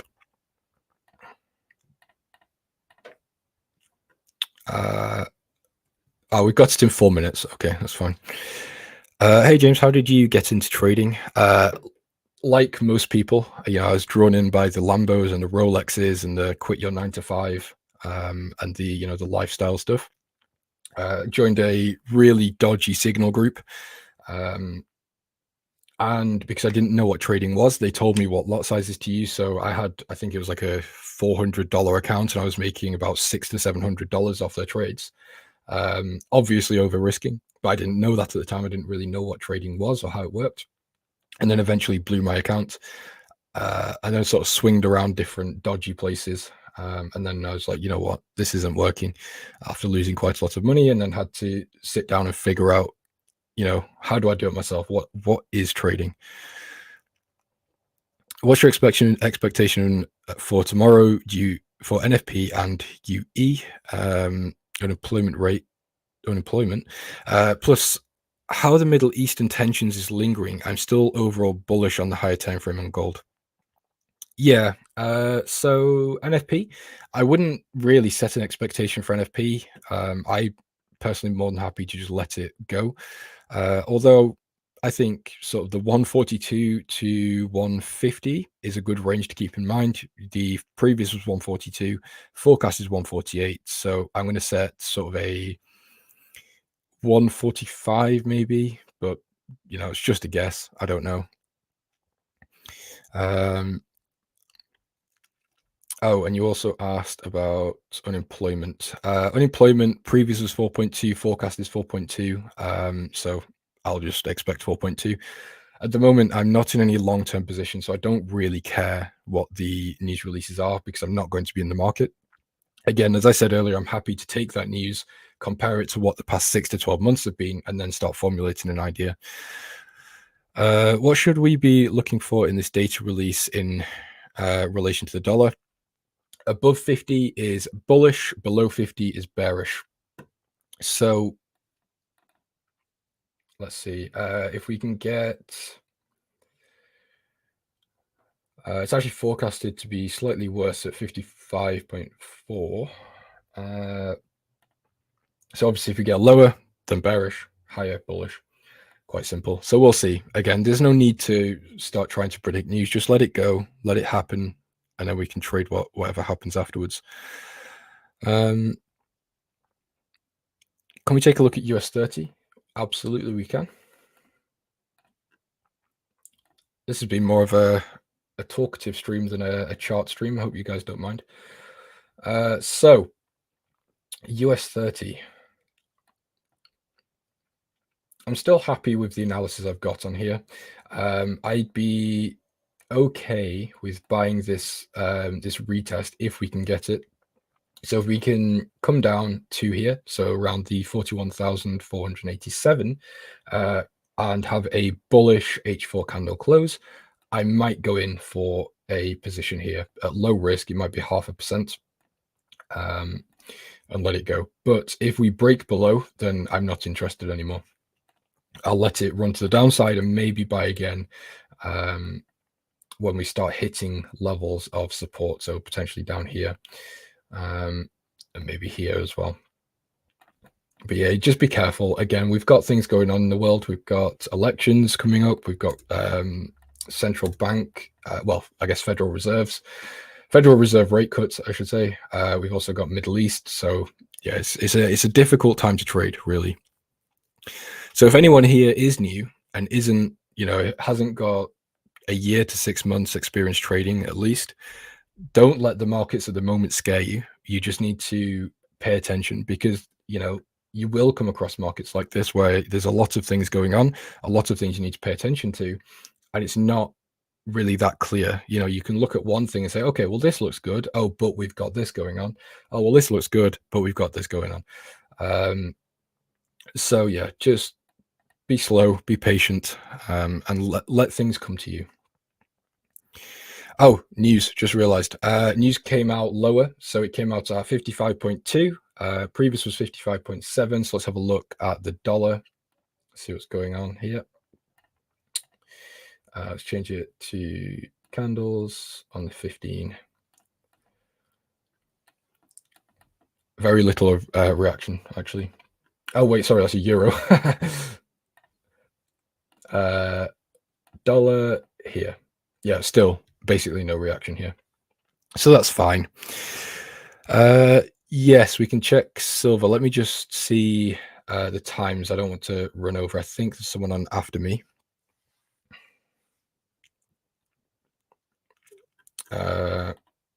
Give me a second. Okay, so it's Chris on after me in actually quite a while. It comes on at 10:15, so that's fine. We've still got time. Yeah, we can check silver, see how gold's doing. Gold position is holding up, but still nothing too clear right now. So we are in silver. So this is our silver position at the moment. Need to get rid of this. So yeah, silver's looking good. Essentially playing the Federal Reserve rate cuts and the risk-off markets. So yeah, very simple. Similar to gold, it's kind of, I don't want to say it's a no-brainer because it could very quickly turn around. But given the overall macros at the moment, I think commodities are kind of the easiest thing to trade right now. Thoughts on GJ? Yeah, we can look at GJ.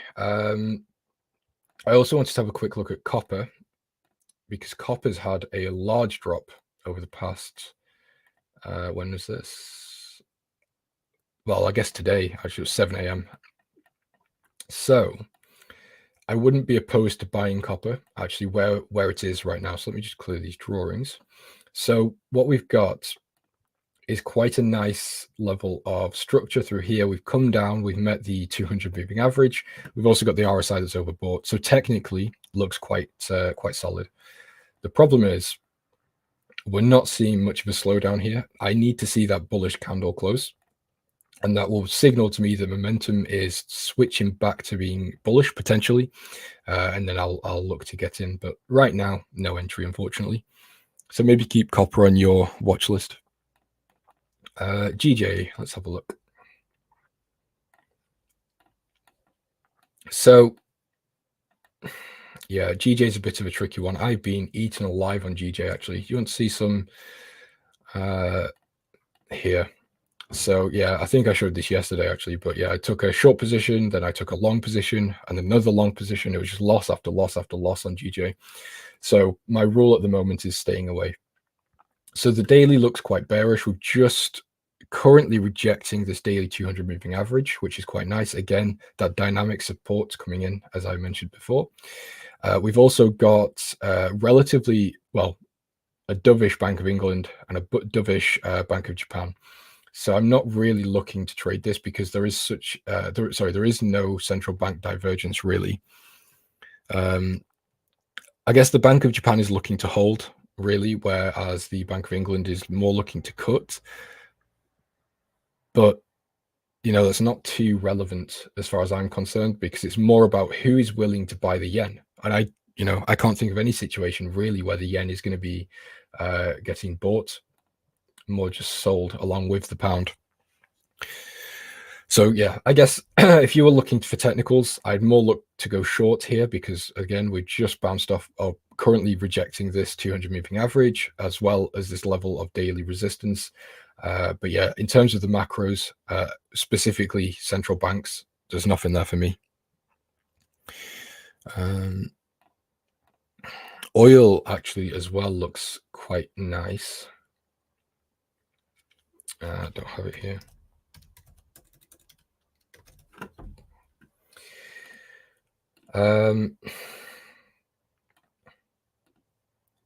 Yeah.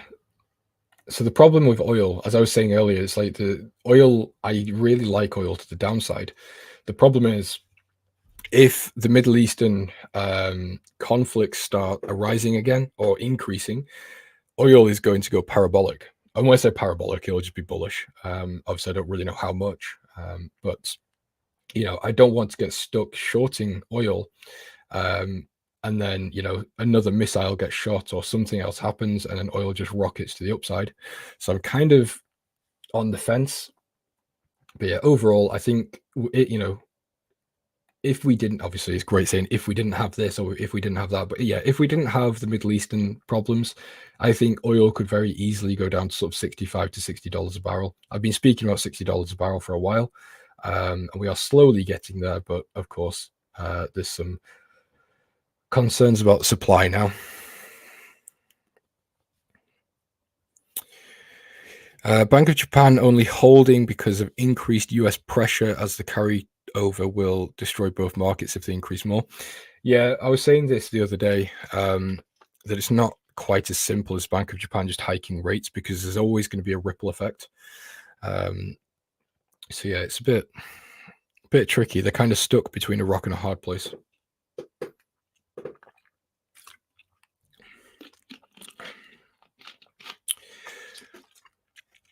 Dollar Swiss.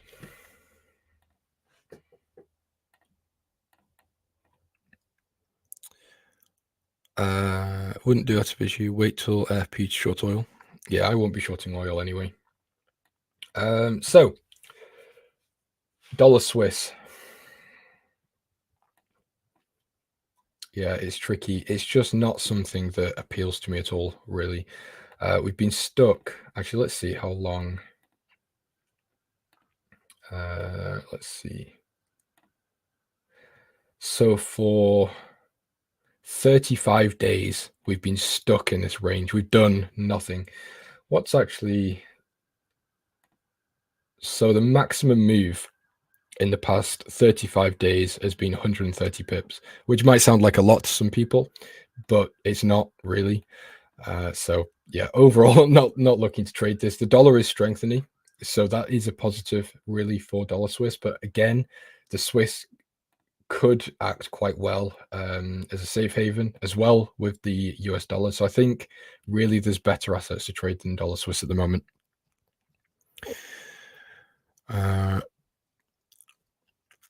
After looking at COT, I see price moving higher. Yeah, fair enough. However, would want price to retrace to the range midpoint. Yeah, I suppose in situations like this, when we've got a range, there's two ways you could really go about it. You can either wait for the breakout and the retest, which is how I would look at it, or if you are super confident that we're going to the upside, like you said, we could wait for a pull back into the range, whether it's halfway or to the bottom, and getting somewhere there. But because I'm more of a cautious trader, I like to see the full breakout to confirm, and the retracement back in. I just use that as the break and retest essentially. Do you think euro dollar will bounce back to the upside? I'm very bearish on euro dollar.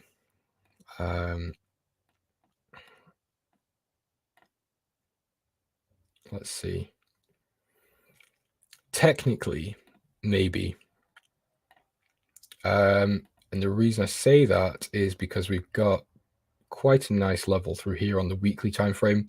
We are holding above we're holding above this 200 moving average quite well. We're seeing wicks to the downside, but of course we still need to pay attention to the market drivers. So for euro dollar, we've got the eurozone is struggling with weak with weak growth and inflation concerns, which are likely to force the ECB into further rate cuts.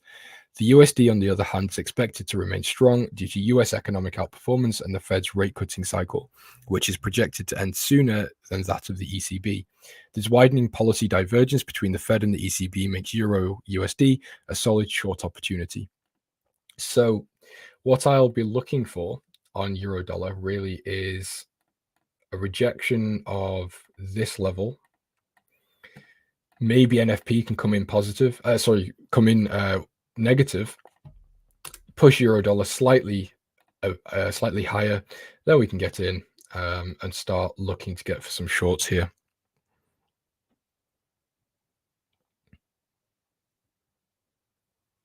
What is going on with hymns?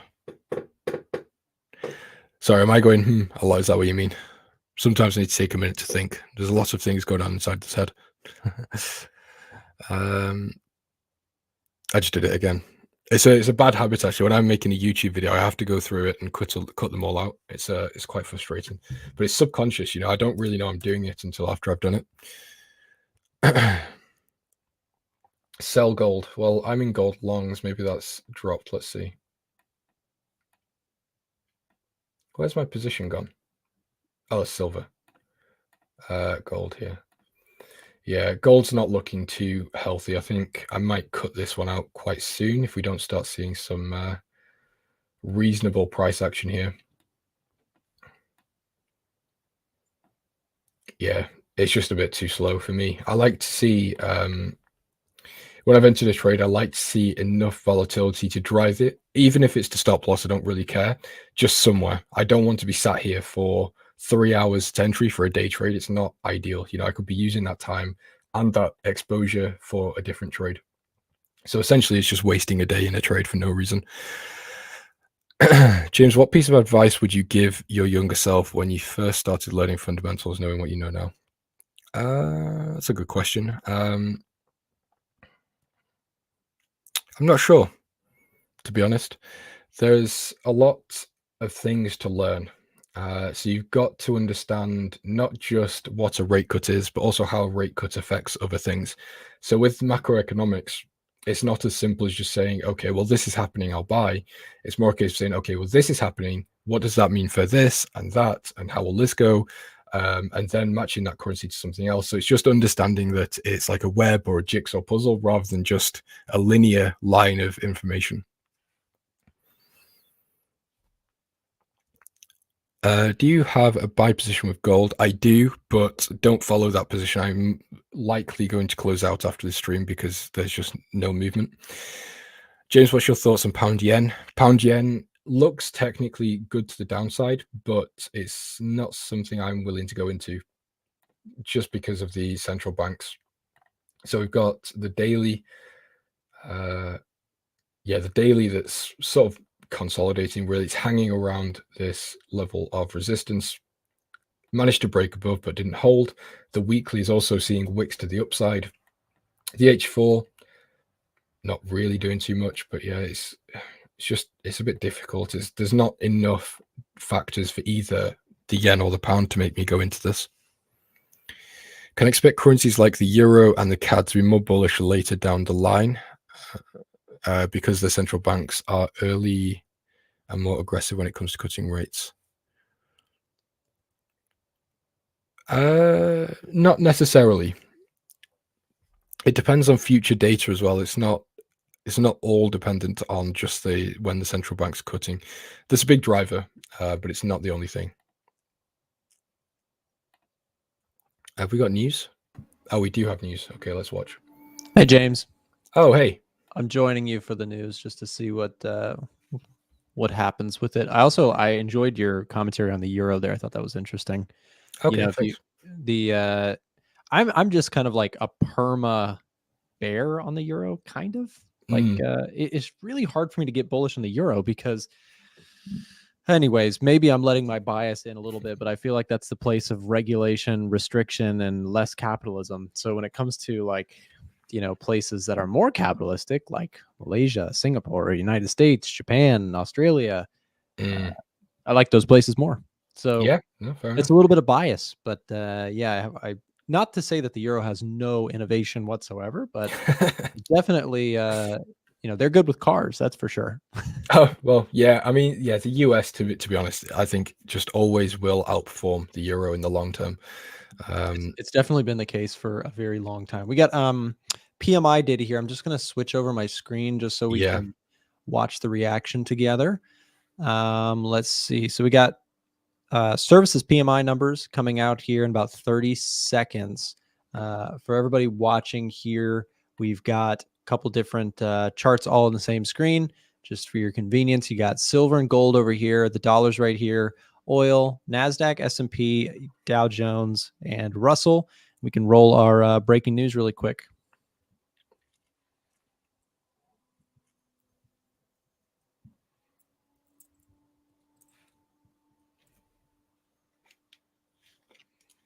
Got about 4 seconds to go. Let's see what we got. All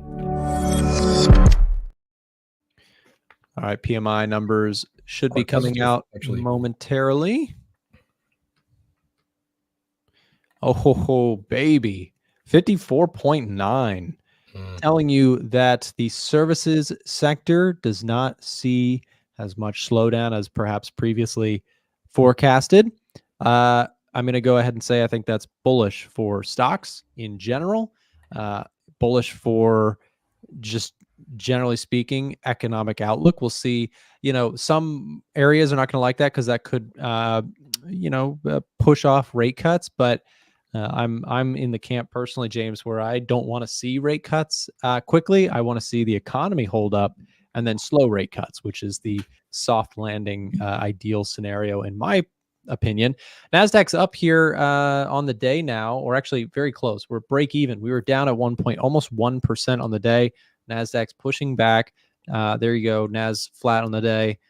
Dow Jones still lagging today, down 0.6%. Small caps down 0.7 or so. So a bit of a reaction here. And gold, of course, not loving that reaction, of course, because that is stronger than anticipated economic readings. That's going to be a little bit less attractive for the gold side of things. James, what are your thoughts on all this? Yeah, very similar to you. I'm quite happy to see the US data start lifting up a little bit. I think the US took a bit of a hit when we had the 50 basis point cut. So to see the dollar start picking up again, I think is a great sign. So yeah, I think we're going to see this bullish momentum continue as we start to see a little bit more hope from investors come into the markets. So yeah, the next stop really in my book would be sort of around 102. I think is the next stop. 102.68. I think. I actually like your semi-contrarian trade on euro dollar, especially now after this, because okay, we've got the dollar making a push higher here. We were sitting at resistance going into services PMI, and fair warning to everyone, we've got NFP tomorrow, which could completely change the story. But operating on what we have in front of us today, that's a good figure for the dollar. Following a couple figures that were good for the dollar this week. This week, we've had JOLTS job opening showing some appetite for hiring. We've seen ADP numbers came out higher than expected, more strength on the job side. And then you've got, of course, today's services PMI, which to me was one of the most important figures of the week.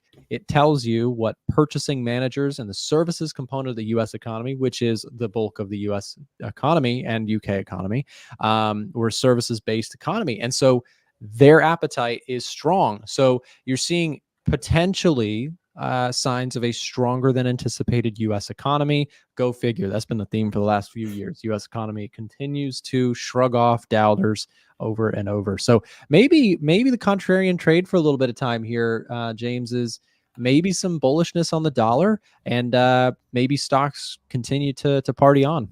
Yeah, no, absolutely. Definitely interesting to see what happens over the next couple of weeks, especially into next month. Yeah, for sure. For sure. Well, James, if you'd like me to kick you out, I can kick you out. If you wanna stick around with me for a few minutes, you're welcome to.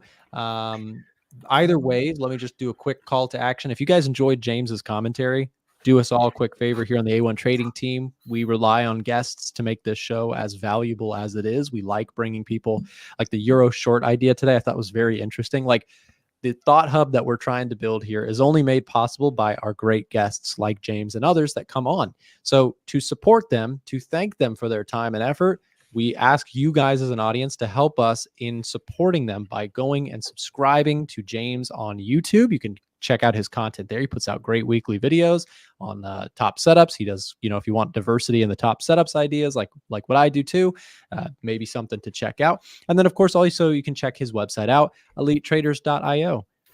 James, thanks a lot, man. Appreciate your commentary today. Yeah, thank you, Nick. See you later, guys. Have a good day. See ya. All right, guys, we got a few minutes here before Chris Pulver joins the show, and that was a bang-on report, I'm not going to lie. Services PMI data smash hit for the dollar bulls and for specifically, in my case, the NASDAQ bulls. I love seeing that number today. That allows me to take a sigh of relief and stay convicted in where I am convicted, which is I'm staying long the NAS. I'm long semiconductors, which probably are having a good day now. There we go. Semiconductors. Why? Why semiconductors? Well, this is NVIDIA, AMD, Qualcomm, Micron, the chip making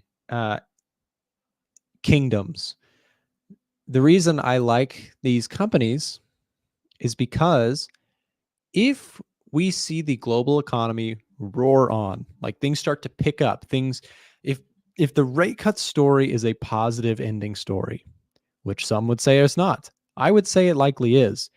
If that's our scenario that we're headed for, the chip companies are going to look heroic, in my opinion. Now, please understand, that is my opinion. I could be dead wrong, and in a year from now, I could be down 25% in my portfolio. So I'm just some guy on the internet. Don't trust anything I say. I'm not here to tell you what to do with your money. I'm here doing what I want to do with my money, and you can watch it go off a cliff or you can watch it rise with me. But here's the thing. My opinion is that numbers like we saw this week so far, services PMI coming in at 54.9, better than expected. Okay, unemployment claims came in not bad, not incredible, just good. That's good enough. That means rate cuts are going to probably keep coming in and we're not seeing a big slide in the labor market. Okay, that's a great scenario. ADP numbers came in better than expected. And when we take a look at JOLTS job openings, they came in better than expected. So my opinion, as I made clear in my video yesterday, is you stay with the trade, in my opinion, which has been the NASDAQ. That's not been the popular crowd recently. I don't know if you guys have noticed this. Here's the all-time high for the NAS.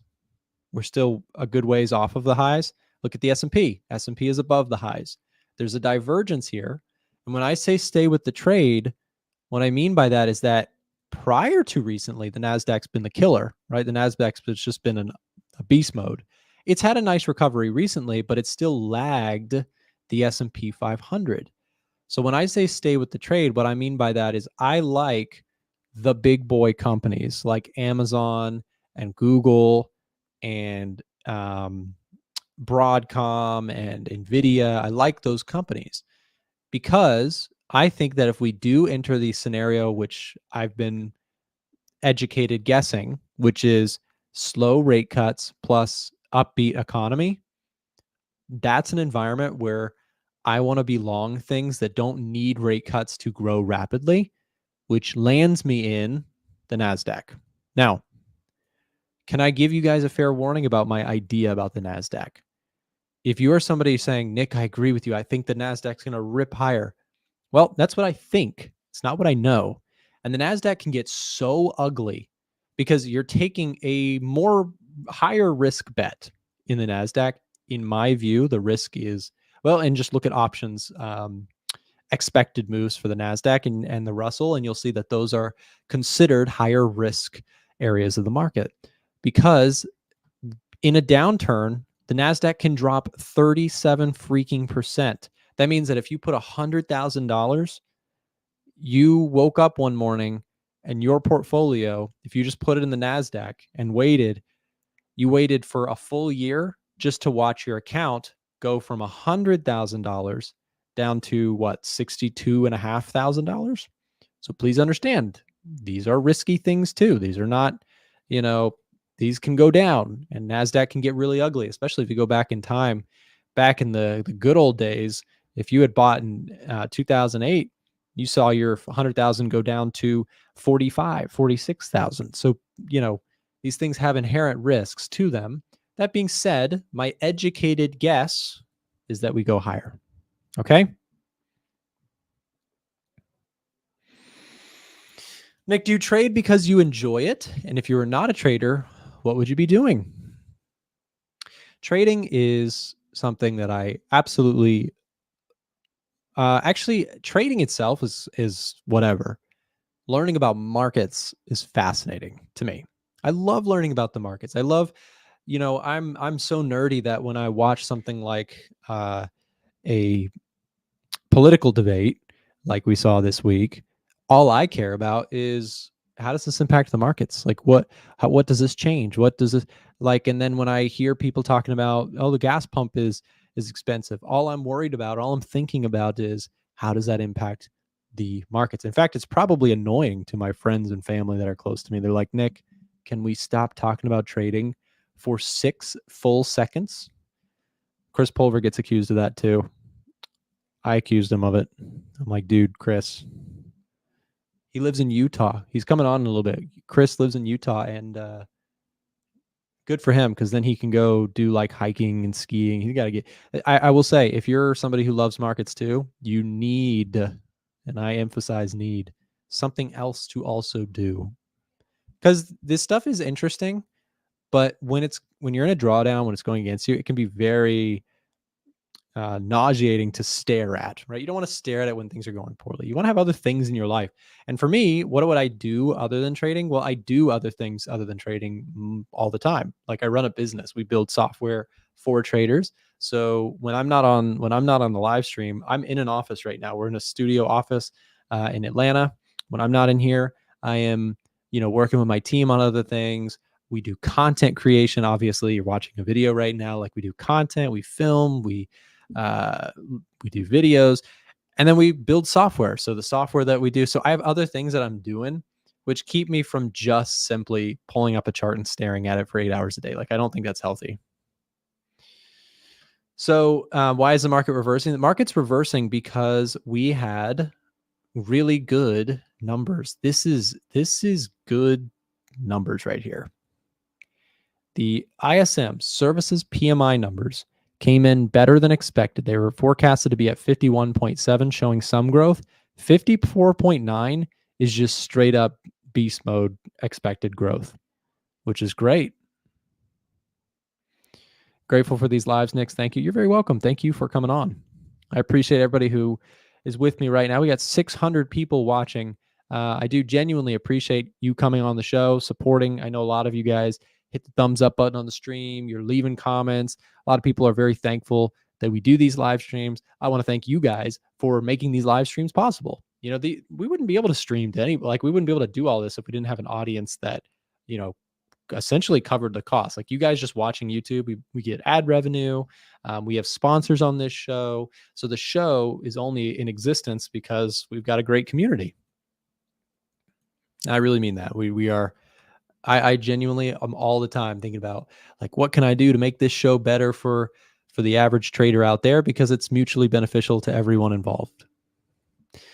Okay, so NASDAQ up 0.15, which is a crazy reversal from the lows here today. I do have a pretty wide stop loss in the NASDAQ.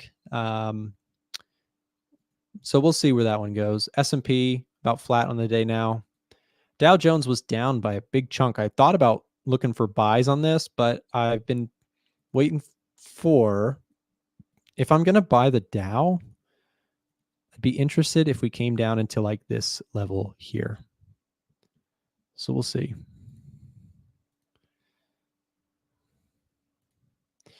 Does that mean lower for gold? Well, let's look. So arguably, it's not great for gold. Services PMI data coming in really strong, I would argue, is a negative for gold.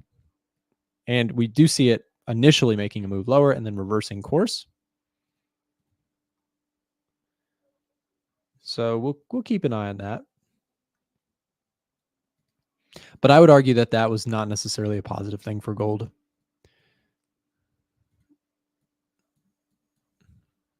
Still just stuck in this range. Gold being really indecisive. I heard James talking about that a little bit when he was on the show, just talking about how gold seems pretty indecisive right now, which does seem to be the case. We're just back and forth.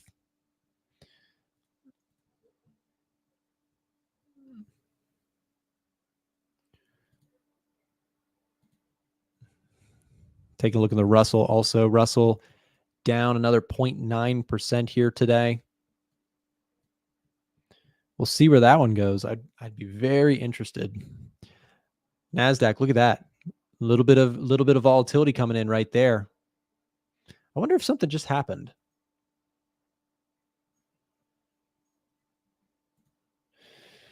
We'll see. We'll see if some news headline hits us, because something just moved. Gold just shot up. That was there wasn't any more news. Does anybody have a headline updates for us? Is there anything that just happened? I am scared to look and see if it's something happening in the Middle East, but that looks like something just happened. Did we just have some? Yeah, I'm wondering the same. Did something just happen in the Middle East? If anybody has updates for that, let us know. But oil is suddenly, in the blink of an eye, 2% further. So that looked like something geopolitics, that move right there. You can see a big drop in stocks like that, and a big coinciding with a pop in oil and gold. That is usually geopolitical stuff. Nothing on financial juice. Yeah, if you guys see anything, let me know. And we need fact checkers on this stuff. Biden says discussing Israel striking Iran oil facilities. Yeah. So we discussed this actually on the podcast yesterday. Oil facilities being attacked would be, of course, concerning on the inflationary front. I imagine that we're going to see yields higher off of that. That would be my guess.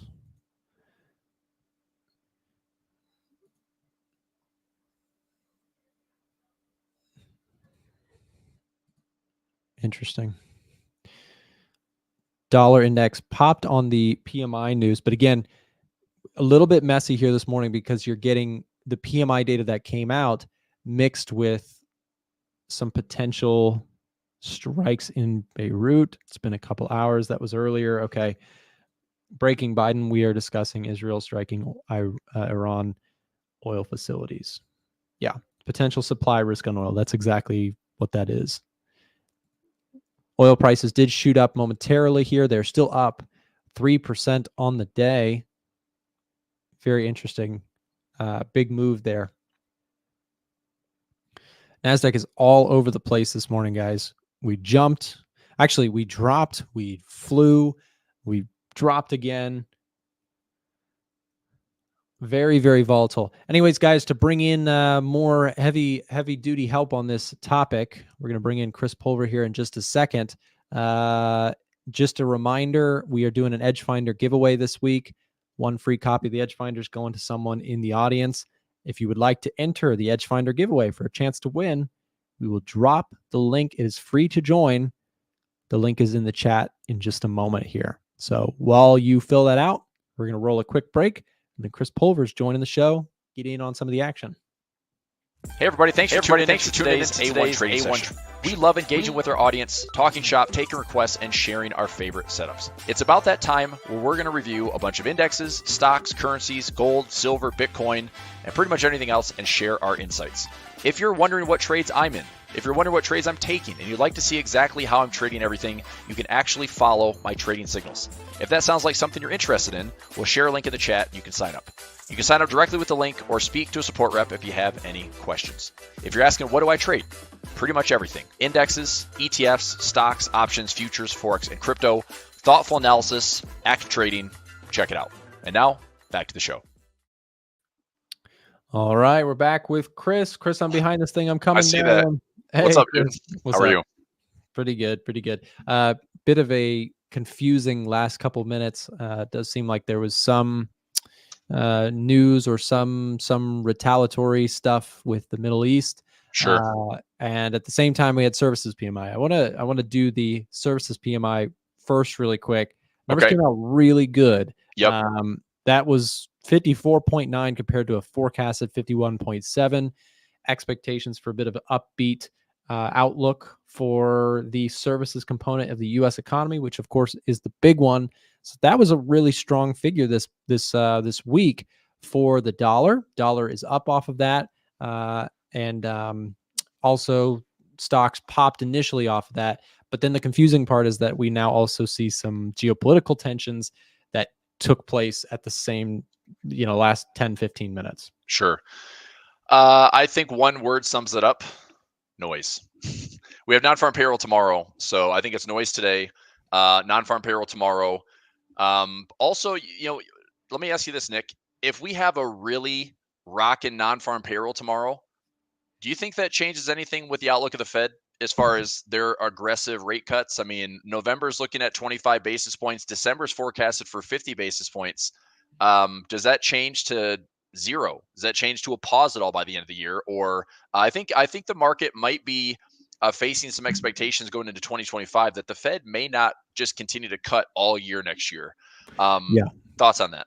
Well, I was discussing it a little bit earlier on so I actually think that I'm reverting a little bit back to where I've been for the last few years, which is I want to stay long companies that grow irregardless of rate cuts, because I think that I agree. I actually think that there's going to be probably a sobering event where people realize like, okay, yes, we're going to keep the direction is still rate cuts, but you're not going to get fast rate cuts. Now, what does that mean? Well, that means that, companies that are very reliant on quick rate cuts, for example, utilities, real estate, maybe technology as well, those could do okay, but then maybe other areas do a little bit better. I really still I think I am partial to the big ones, right? The Mag 7 names. I'm interested in staying long that. I think that,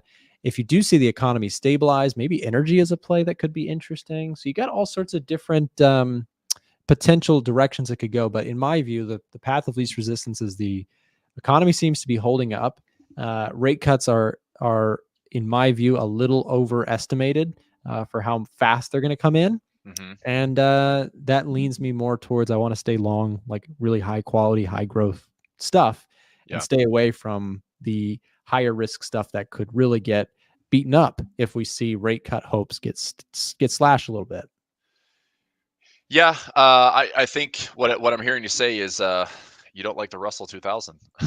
Well, I want to be long the Russell, I really do. I know. Yeah. But you kind of need the perfect storm for it's not the quality. It's not quality. Like I think that what you're talking about is you're going to see like a flight to quality, and yeah, I mean, I'm looking at like I've got red in my account today because China stocks have finally faced a dose of reality with a pause or a pullback, and I'm seeing like a little red because like I've had green for like 2 straight weeks, and today is like the first day that I'm getting like a 1% pullback on just price pausing. So I mean, we're still, looking at HSI, like it's a long wick to the south.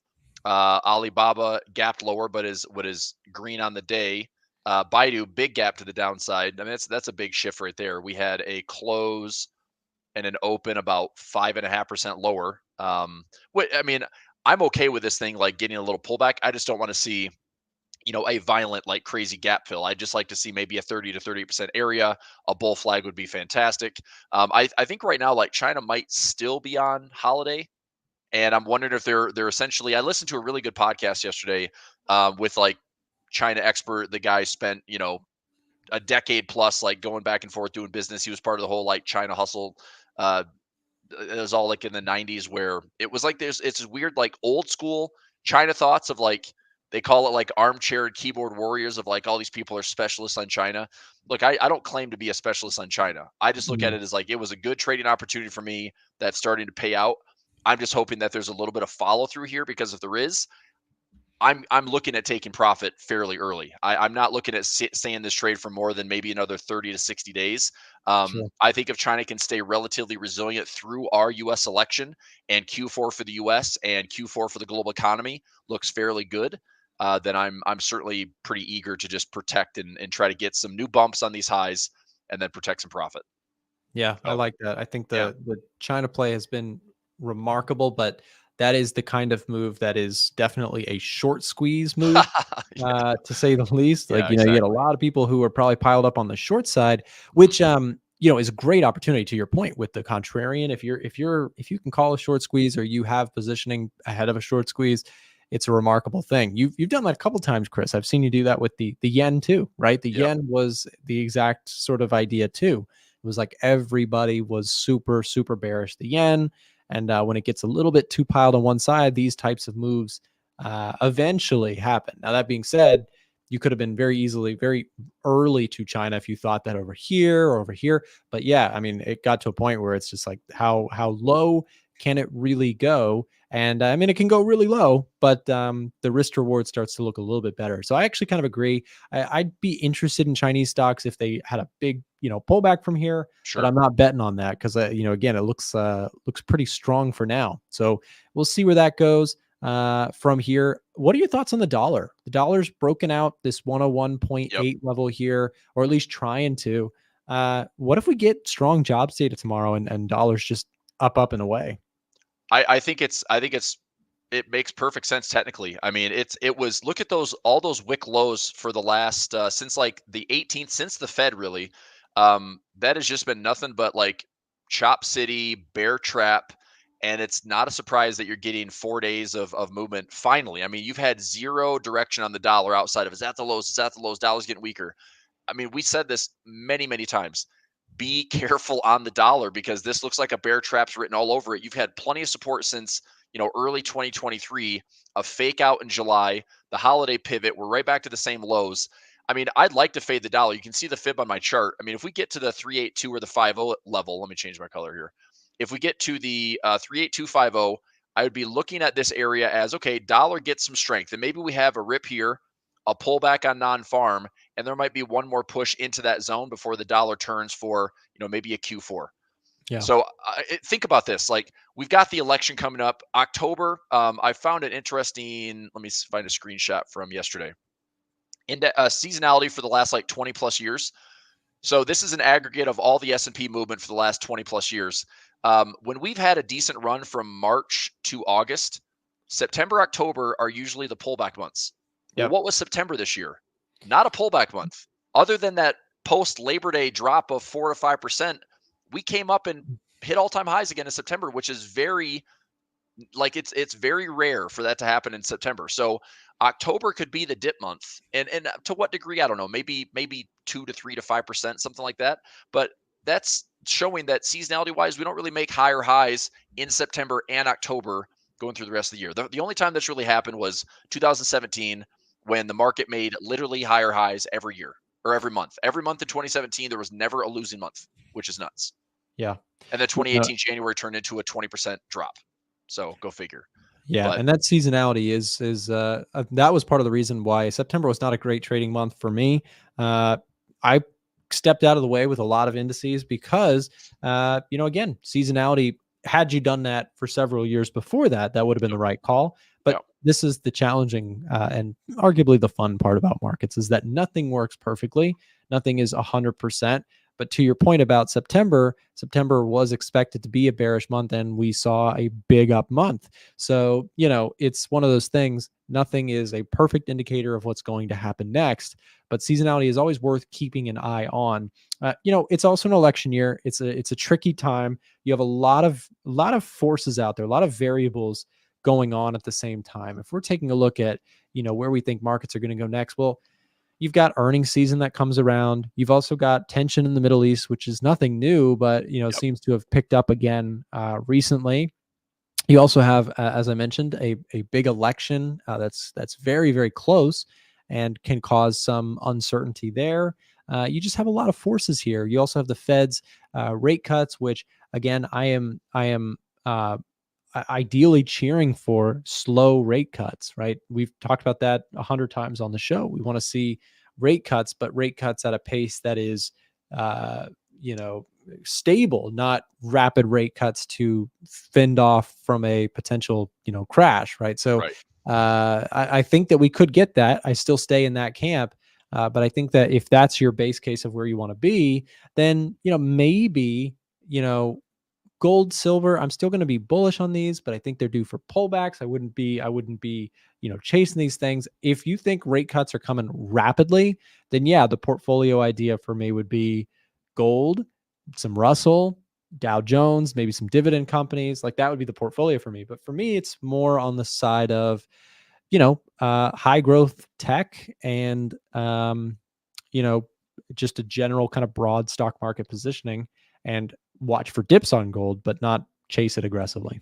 Yeah. One thing I'm looking at this week too is, are you following anything with the Schwab ETFs that are going to be splitting No. this next week? Mm-mm. So there's a couple of them that I'm interested in. So SCHD is a Schwab dividend, and then SCHG is large cap growth. So if you want to play basically the Mag 7 as an aggregate, and you can see that it looks very similar. We haven't quite hit all-time highs, but you can look at the holdings and see what the percentage makeup is. But what I like about this is if we're $100 right now, and it's essentially like buying the top 10 S&P or the top 10 NASDAQ, that's kind of nice. Well, let's say a top 10 S&P. That's kind of nice that it's $100, and with it's going to be a 3-for-1 split or a 4-for-1 split. This is going to be like a $25 ETF. Now, Yeah, you can play some options on it. sure. So, I mean, $25 it's easier to buy 100 shares at that price, or I could buy 100 shares now and then see them split. I'll still have the same dollar allocation, but I'm going to get, 400 shares, and I Sure. can play some options. I can, lower my cost basis a little bit. So I'm pretty interested in doing that, getting into something, and also just having, and I don't know if I'm going to do I'll probably do a collar position similar to what I do on the indexes a lot, where I sell a call above and I buy a put below, and it's free for me because I essentially finance that. But I'm obviously looking for the stock to get called away for gains, and I keep collaring. So it looks something like this. If we make higher highs, if I buy the shares here, sell a call, buy a put. Well, if the put gets me profit, then I just reestablish my position, and this helps lower my cost basis. And then I have a new break-even price, and then I sell a call and I buy a put. If price goes up and gets called away, I've lowered my cost basis. Let's use a blue line here to illustrate that. So if I go from this cost basis to this cost basis, well, I still get a gain out of this as a net result instead of just being break even. So I might do this on like some of these like 3-for-1s, 4-for-1s. I did some research last night. There's like 8 or 9 of these that I'm interested in, but I'll probably stick to maybe 1 or 2 that are just pretty simple. I think the price will be right around like $25 to $30. And it's a way to kind of participate. Now, it's not going to be as like the premiums will not be as rich on these type of options as you would if you just traded the index. If I traded SPY or Qs, way better premiums on those when it comes to, owning the SPY, owning the Q, and collecting a ton of income like weekly, as opposed to if I look at the option chain here for SCHG, that's your large cap growth. Yep. If I go to the options chain, they're monthly options. So, and even actually they're even the November to January to April, these are quarterly options.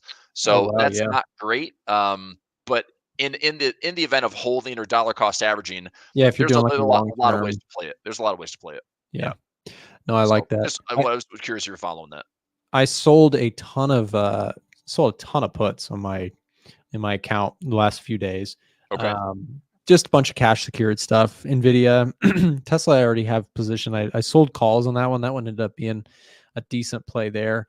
I've had puts that I've sold on Google, Exxon, Apple, Amazon, Uber, JP Morgan, and BITO. So sold puts a bunch of places, which is, you're talking about different strategies for different ways you can play stuff. This, cash secured puts are sort of a lower beta way to play the market. I am actually, this is kind of the cool example. I'm up 0.1% on a down day by selling puts. I've got some specific ETFs that are carrying today, which is like SMH. Semis were up with Nvidia. So Nvidia is like the one big name. I got some Nvidia positioning. So, about a slightly better than flat day on a red day. I will take that. And, that's for me, it's like if the market trends lower here for a little bit, I could get filled on some puts that I sold. I want to get assigned. And to me, that's ideal. I like when, VIX is up a little bit, you can get some decent premium for selling stuff. Yep. And, we'll see where it goes. Chris, I'm going to back out. I'm going to give you the stage for a little bit here. Got to get onto some stuff that I'm working on, and I'm going to let you take over. Before we step out, guys, just a reminder that you can actually get access to both Chris and I's signals inside of the A1 Trading Discord. If you'd like some information about the Pulver alerts, if you're an existing member with us and you don't have access to Chris Pulver's trade alerts already, we're going to drop a link here in the chat where you can speak to one of our staff members, Drew, Emily, or Hallie. They're standing by to help you out if you would like to go ahead and get access to Chris's trades, or if you'd like to get access to my trades. We got some nice discounts available if you message in right there. So, Chris, you got it from here, man. Enjoy the show. All right. Thanks, Nick. See ya. All right. Take care. I'm just checking on a couple things. So CVX, I do have some shares of CVX. I was looking at XOM. Looks like XOM is outperforming with the little rip we're seeing in oil. XOM is right back up near all-time highs. I'm just going to go to, I saw that Palantir had a nice little pop this morning. Looking at fair market value on, this is Palantir up to $51. I'm long Palantir with a bunch of options. I don't own the shares. I got rid of them after, I think I had like a 100% around Palantir back in like 2023. So when I started to see this thing bottoming out, this is late 2022, not interested. We started breaking some structure. I looked at some falling wedges. I was in here around like the teens. And once I had, structure back into the 20s, it was good enough for a nice profit. But I'm still doing options on Palantir, a bunch of really cash secured puts. I want to own shares. I also have the 36 by 35 that I want to own shares. We have earnings coming up on Palantir on November 5th. So it's out of ways. Fair market value at $51. My question is, since this has been introduced in the S&P, are we going to see like $50 Palantir prior to earnings, or maybe not? I don't know. But the 36 by 35, this trade is intended for ownership. So I've got the sell put here, the buy put here. If price goes down below this, I'm looking to own shares and then hold it back up towards highs and try to flip this for maybe, if I could take shares under $30 and get $15 to $20 a share, I'd be pretty happy with that. CVX, I was looking at this one fundamentally. Let's go CVX compared to XOM. So it checks a lot of boxes. Reliable dividend, earnings forecast to grow well below estimated value. And for an energy stock, we're sitting with some pretty good price to earnings, price to sales ratios. Fair market value, 267 trading at 150. So I did take a little stab at CVX. Price-wise, it was just in a better spot. So I bought the shares. I didn't buy a ton. I bought like $1,000 worth. My trade price was $143, and it's up like $8 a share right now. But the nice thing is if we have additional runs in this kind of, the energy sector is working well with this Middle East conflict, which I know it's not me on the humanitarian side that's wishing this is happening. Obviously, that would never be the case. But on the trader side, if you've got energy prices going up or oil prices going up, I do have some exposure on CL for crude light futures. I do have some exposure on XOM and CVX. And so I'm looking to trade this one. If we get up to $175 to $180, that would be about $40 a share. That's a pretty good trade. So I do have some energy exposure there.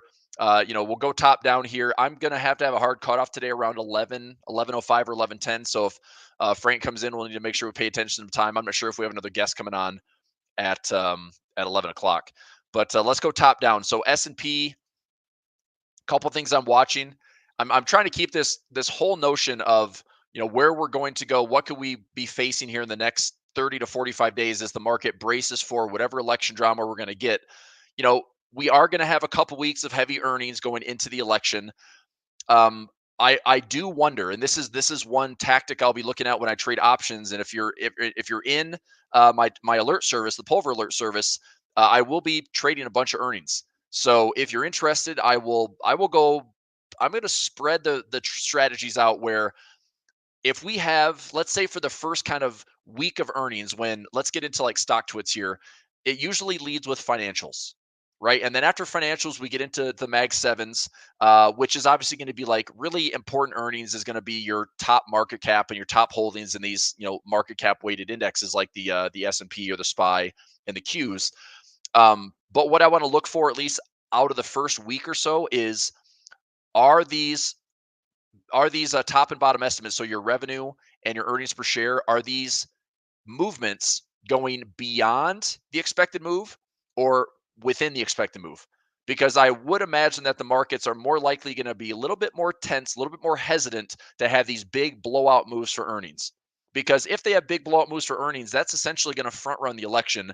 And I know the election may honestly be a non-impact event for the markets. It might just be like a holding period where not a lot of price action happens, not a lot of direction happens, and then the market's just flooding with volatility after the election, and it's all systems go for better, for worse. Tomorrow's non-farm is going to be important to get another kind of notch in the employment situation. Is it good? Is it bad? That's why I posed a question to Nick earlier today. if we have the jobs data coming out really, really firm, I think it will kind of make the Fed think twice about like this crazy aggressive rate cut cycle. And then they can go back to focusing on inflation, maybe balance it. I mean, Frank's in the room. What's up, dude? Chris? I think about that. Think about like the seesaw of what the Fed has given us. If we had, let's draw this out here, Frank. So if I have a seesaw here, and we will say that we had a big focus on, if this is where we're angled here, we had a big focus on, it was inflation was the most important thing, right? Inflation was the most important thing.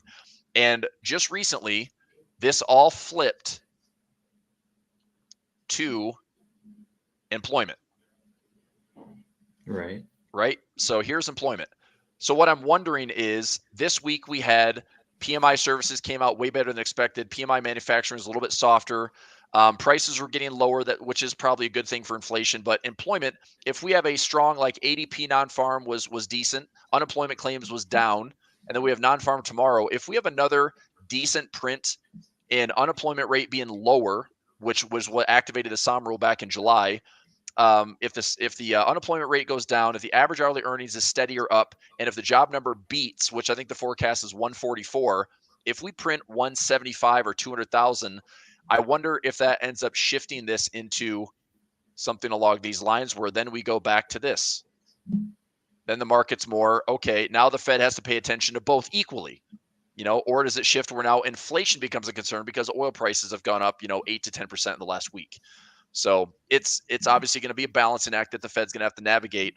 But I think this maybe puts a pause on the expectations that the Fed is just going to be crazy bear or crazy dovish and just cutting rates like crazy because inflation is totally under control, when the fact is it's not.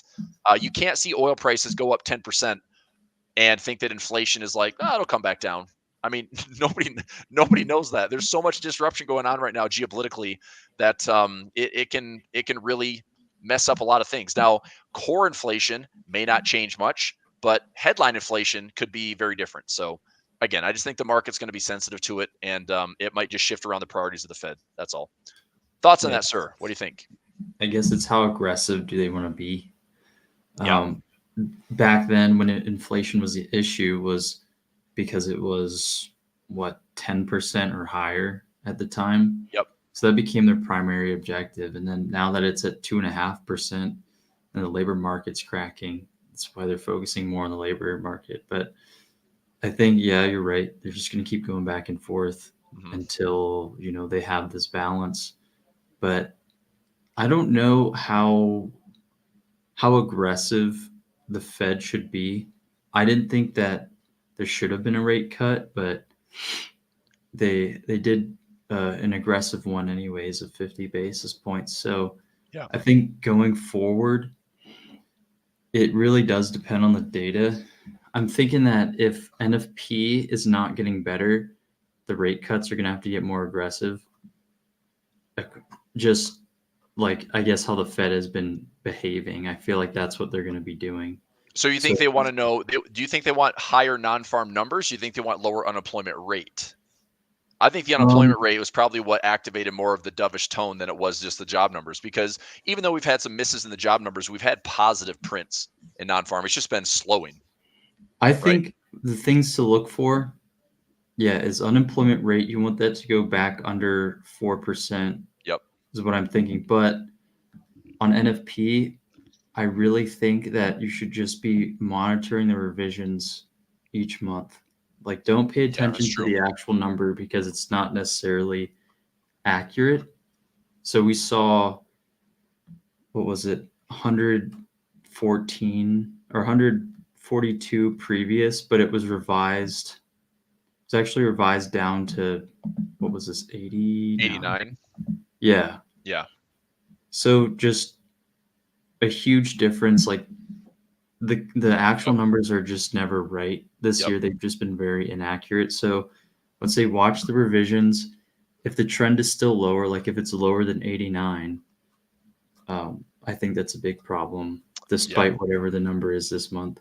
And then I think unemployment rate will kind of follow along with that. So if NFP beats this, Mm-hmm.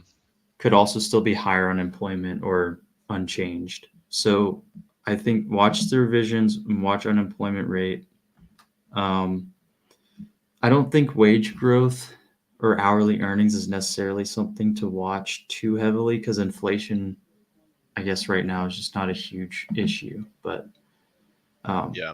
I would say those two metrics. That's going into next week.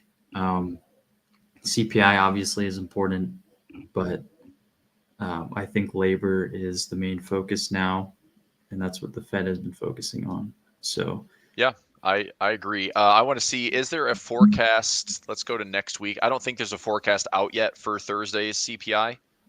There's not. Let me see. I'm going to check a couple of the calendars here. Let's go to, I'm going to go to a Bloomberg calendar, see if they have anything for next week. So if I go to the 5th, let's go 7th, 8th, 9th, 10th, 11th. What? There we go. Let's look at Thursday. So that is Tuesday, Wednesday, Thursday, and this is coming out in the morning. CPI year over year. This must be the previous, I'm guessing, not forecast. Yep. So we have forecasts. Yeah, there's no forecast out. So this will probably be adjusted, edited, maybe printed on the calendar by Monday when we come into trading. The previous print was 2.5. I mentioned this week on this Trueflation reading here. Let me refresh this page. This is the one thing that concerns me about the underlying inflation is that this, and I know this is not the same measurement. You're wondering how do they get a 195 versus the forecast or the actual print that we see as 2.5. But going from this low to that type of spike to the upside, I wonder if when we see the print next week, if the print we see is actually reflecting this bottom, and that's our final CPI print, and then the next one is going to be higher, but that's not going to be until November. And the market might get all excited that we print lower than 2.5. We talked about this yesterday. So I just think that's something I want to pay attention to in the background. And I'll just think about the sensitivity of if it's the seesaw of like employment versus inflation.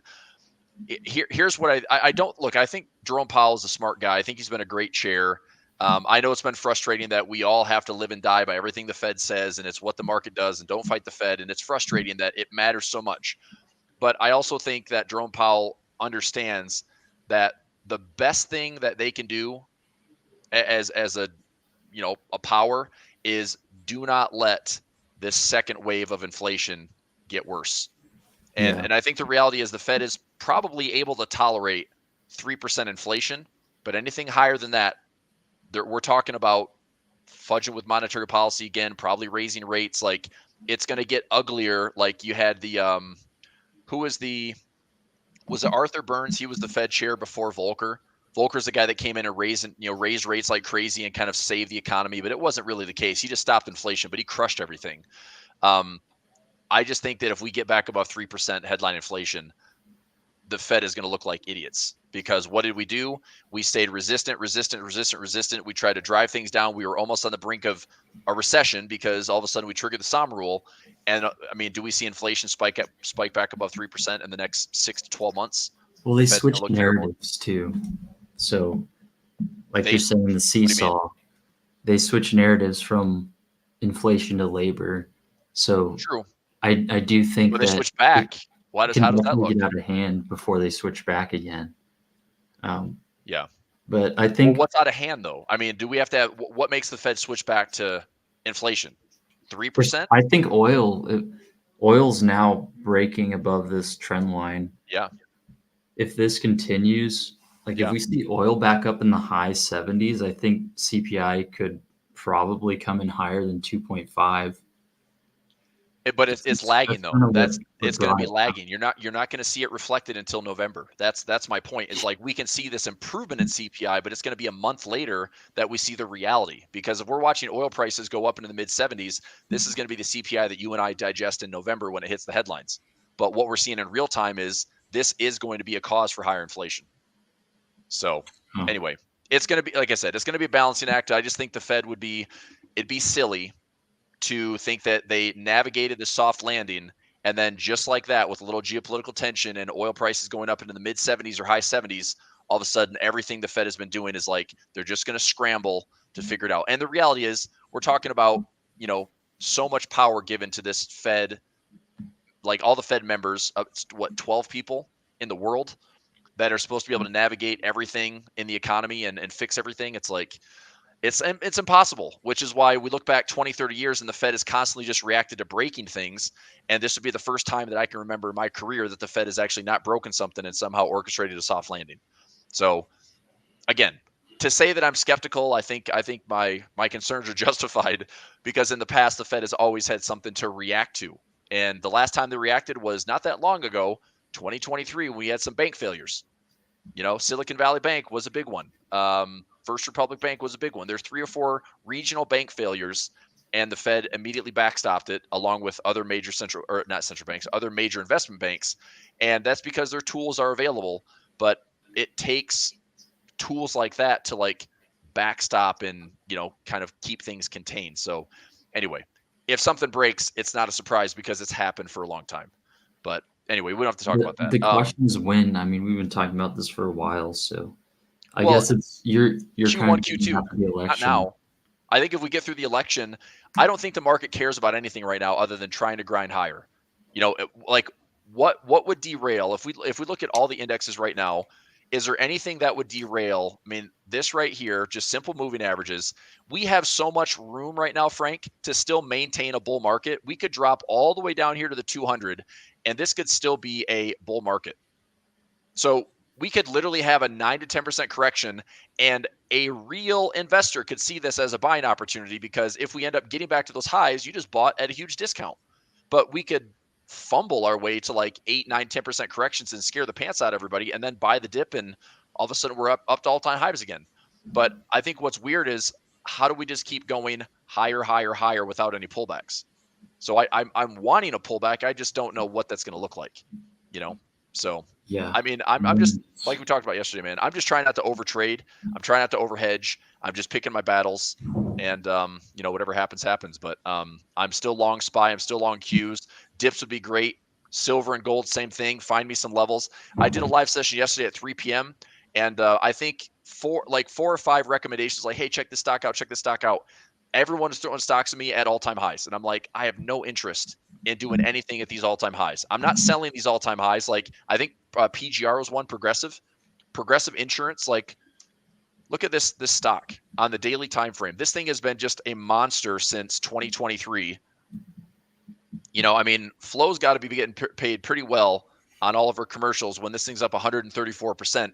We have not had a pullback. I still think there's room for the 50, the 100, the 200. Give us something to then start to participate in. It's like, I like the stock. I'm not buying shares at $250.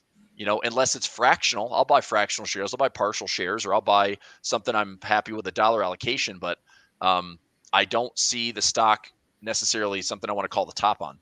And there was a handful of stocks yesterday. I'm like, I'm going to wait. I'll wait for a pullback. I'll wait for a dip, see if it offers us something we can trade. But anyway, that's where I'm at, man. I mean, the structure is still bullish. Path of least resistance is still bullish.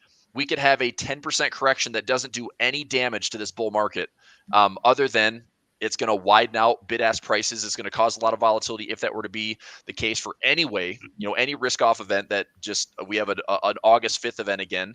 But I still think the market ends up buying dips. So I think path of least resistance is bullish, and I don't want to overcomplicate it. I'm just trying to make sure I don't get caught on the wrong side of something or blindsided by something. But I think the market's pretty complacent. What's that? I can definitely see us beating NFP. It feels like it's more probable than a miss. So I'm not sure. Any kind of pullback, like what you're talking about, I'm not sure how big it's going to be. Like, even the tensions in the Middle East this whole week have caused somewhat of a muted reaction for a rally, but we've gone nowhere.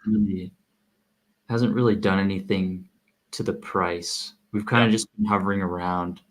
And we've had solid numbers. We had good jolts, good ADP. Unemployment rate or unemployment claims rose by a little bit, but not enough to really do anything. And then services PMI came in much higher than we thought. Mm-hmm. So I think the numbers are stacked in the bullish favor for stocks. It's just until I guess this conflict overseas kind of subsides, we'll probably not really move anywhere. I don't really see a huge drop. So yeah, I guess like don't overtrade. I'm still selling credit spreads. I took one today. Yep. We'll see. What'd you do? I saw you had a profit yesterday, right? You had a bull put spread on SPX. Yep. Nice. I did something. What'd you end up grabbing out of that? Huh? What'd you end up grabbing, like credit wise? What'd you grab on the day? I got $1.20. Nice. Today I got $1.60 on. Oh, well, let me pull up the S&P. Are you doing a bull put today or bear call today? Bull put? Bull put. What's your bottom? 56.95. Oh boy, that's tight. Yep. Okay. I've got a gamma level, just so you know. I got a gamma level. I mean, maybe not today, but gamma level at 565 on the SPY. It was below market open, which opened up lower to begin with, and then I waited till 10 a.m. Okay. And I saw that services came in very high. Yep. Compared to forecast. So I was like, we'll take this, see where it ends up. But I think we're just going to be in a lot of consolidation. And I mean, you can see by the past hour or so, it's just been kind of all over the place. I'm still kind of chop. Yeah. Hoping that if we do get a chop, it's just, we close somewhere above its lowest point today, which would be nice. So that's what I'm looking for. And other than that, not much. Looking for a gold pullback. Yep. Hasn't come. Hasn't happened yet. Let me go to this other chart. So SPX there. I'll keep an eye on that. Gold Gold's stubborn, just like the market. Yep. Yeah. We're getting a very little volatility on gold. I am gladly going to be adding GC and GLD positions if we hit a 50 period moving average. I mean, I'm up a decent amount. I just have like a third of the position on gold that I do on silver. So silver to me is my much larger trade in the portfolio because number one, it's measured. I think it's cheaper, so I kind of went in a little bit heavier on silver. I thought the technicals were better once we already made our run on gold. I mean, it's just all-time highs on gold is great, but silver just still has a good technical picture, which I really like. But I do want to add to both. So GLD, GC on gold, and then SLV, SI on silver. I'm looking for pullbacks, but gold 50 period or the 50 period moving average will be awesome. 100 period will be awesome. A 200 period, we're not crazy overextended, but I'd love to see a pullback that just offers a dip. So I'll probably go out on these, and you'll see this in the Pulver alerts, but I'll probably go out to like maybe 45 to 60 days and just do a credit spread. If I do GC, it's cash settled, so there's no assignment risk.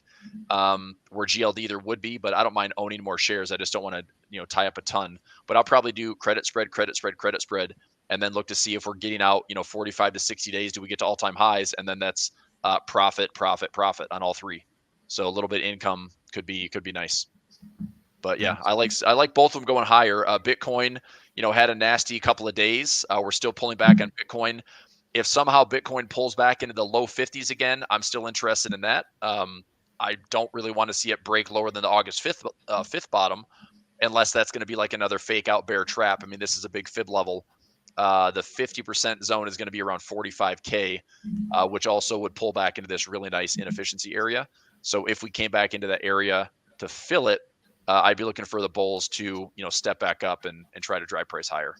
So, but Bitcoin is going to be a product of risk on, risk off. If we don't have higher highs in the Qs or global money supply going up, Bitcoin's probably not going anywhere.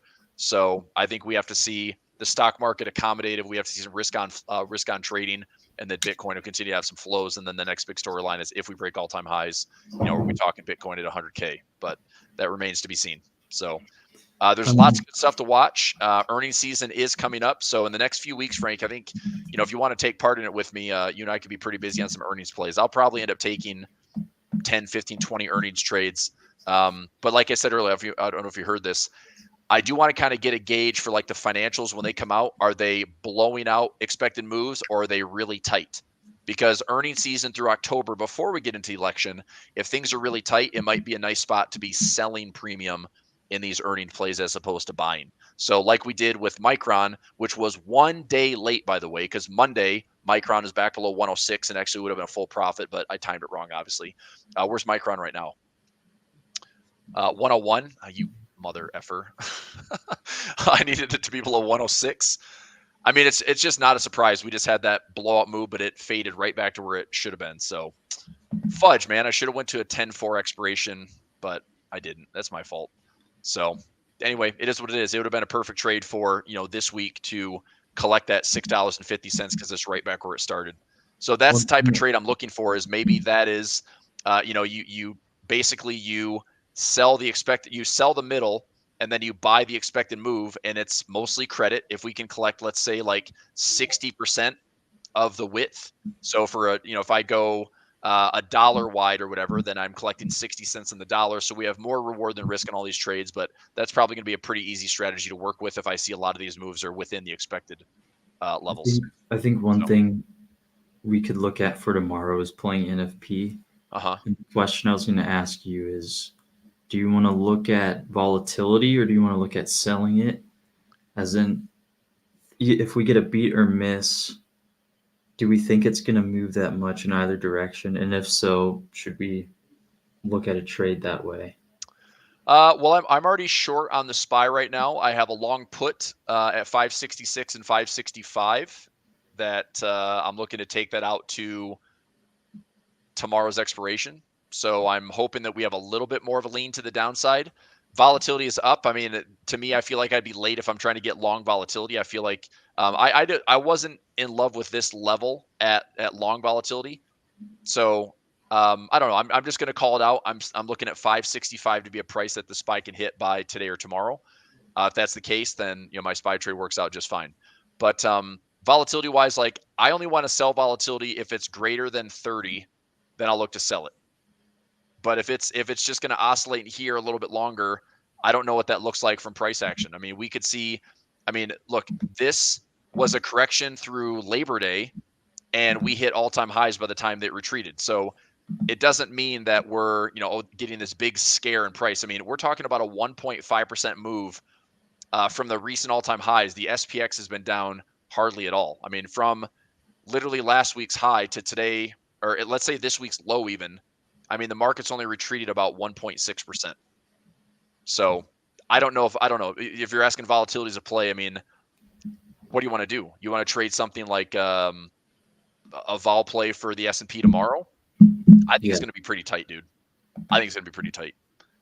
So tomorrow's move, you're also going to be overpaying for premiums here. So if you did like a SPY trade, let me take a look at the SPY for Friday. So the expected move by tomorrow, including today, let me go to the SPY here. So tomorrow, I'm looking at about a $6 move between today and tomorrow. So that brings us down to lows around 560 or potential highs around 572. You can see I already have some trades sprinkled in. So I have some broken wing butterflies that haven't been filled yet. I was trying to get those filled at 70 cents. I put those in the pulver alerts. These have not filled yet, and the expiration is tomorrow. So these are likely not going to be filled. But then I put in a 566 and a 565, which right now they're both in profit. And I'm looking to see if they will go a little bit lower towards my 565 strike. I've got the credit already set at 325 and 320. So I just did that calculation based on the underlying asset times the delta to give me the expected credit. So if we can hit 565 today, that's good. Right now I'm up about $70 and about $70 to $80 on each one. So I could take the profit, but I don't know. I'm going to see if we lean towards that 565 strike today, late in the day. Would be nice. Okay. But what are you going to play in? What do you want to play? May look at a short play as well. Okay. But I don't know if I should do VIX or S&P puts. I personally don't like the VIX. If you want to go long vol, I don't like the VIX. If you're just looking to play something like movement wise, I think NFP is enough to spur some order flows. I mean, we've had a quiet week, man. So, I mean, this for the week has been extremely choppy with, Monday being the end of the month and quarter. So that was a really weird finish to the day. And then Tuesday came out swinging with the big directional move. That's been really it. Like a little late drama Monday, early drama Tuesday, and then Wednesday, Thursday so far have been pretty muted. So, I mean, it could be a very choppy non-farm payroll where we don't really do much. But if we do break, and this is what I think is critical here, if we break this low, it does open up some space to maybe come back into the FOMC low around 56.20 or so. So I do think there's space. As far as the expected move, I mean, we should be looking at the SPY going like maybe $10 or $11. Let me see if I can get the ATR for the day. Let's go ATR for the week. So ATR for the week on the SPX is 159 points. Let's go SPY right now. So the 14 period weekly, we're looking at about a $16 move from top to bottom. We have not done that for several weeks now. I'm pretty sure. What's this low to high? That was a $12.95 move, which was still under the expected weekly range. This was a $7 move, almost half. And then we have this week, which is still pretty lackluster at $9. So we haven't delivered on like a full expected weekly trading range for 3 weeks now. The last time we did was that crazy CPI maneuver that we had on Wednesday. So we haven't had weekly trading range hit for 3 weeks. So non-farm could open it up a little bit to possibly bring in this pushback down to the the FOMC gap. But we'd have to break the lows. We'd have to break yesterday's lows. We'd have to break, this low here, and then all of a sudden your gap is sitting out here around 562. So it's not that far away. I mean, we can certainly make a $4 to $5 move by tomorrow. Price today seems to be very indecisive. I mean, this chart is ridiculous. Super choppy today. So would you take out an out of the money put, or are you just looking to straight up short it on like an in the money put for tomorrow? No, I did an out of the money. I did a 566 and a 565. So I'm just looking for price to get there, and then that will turn my.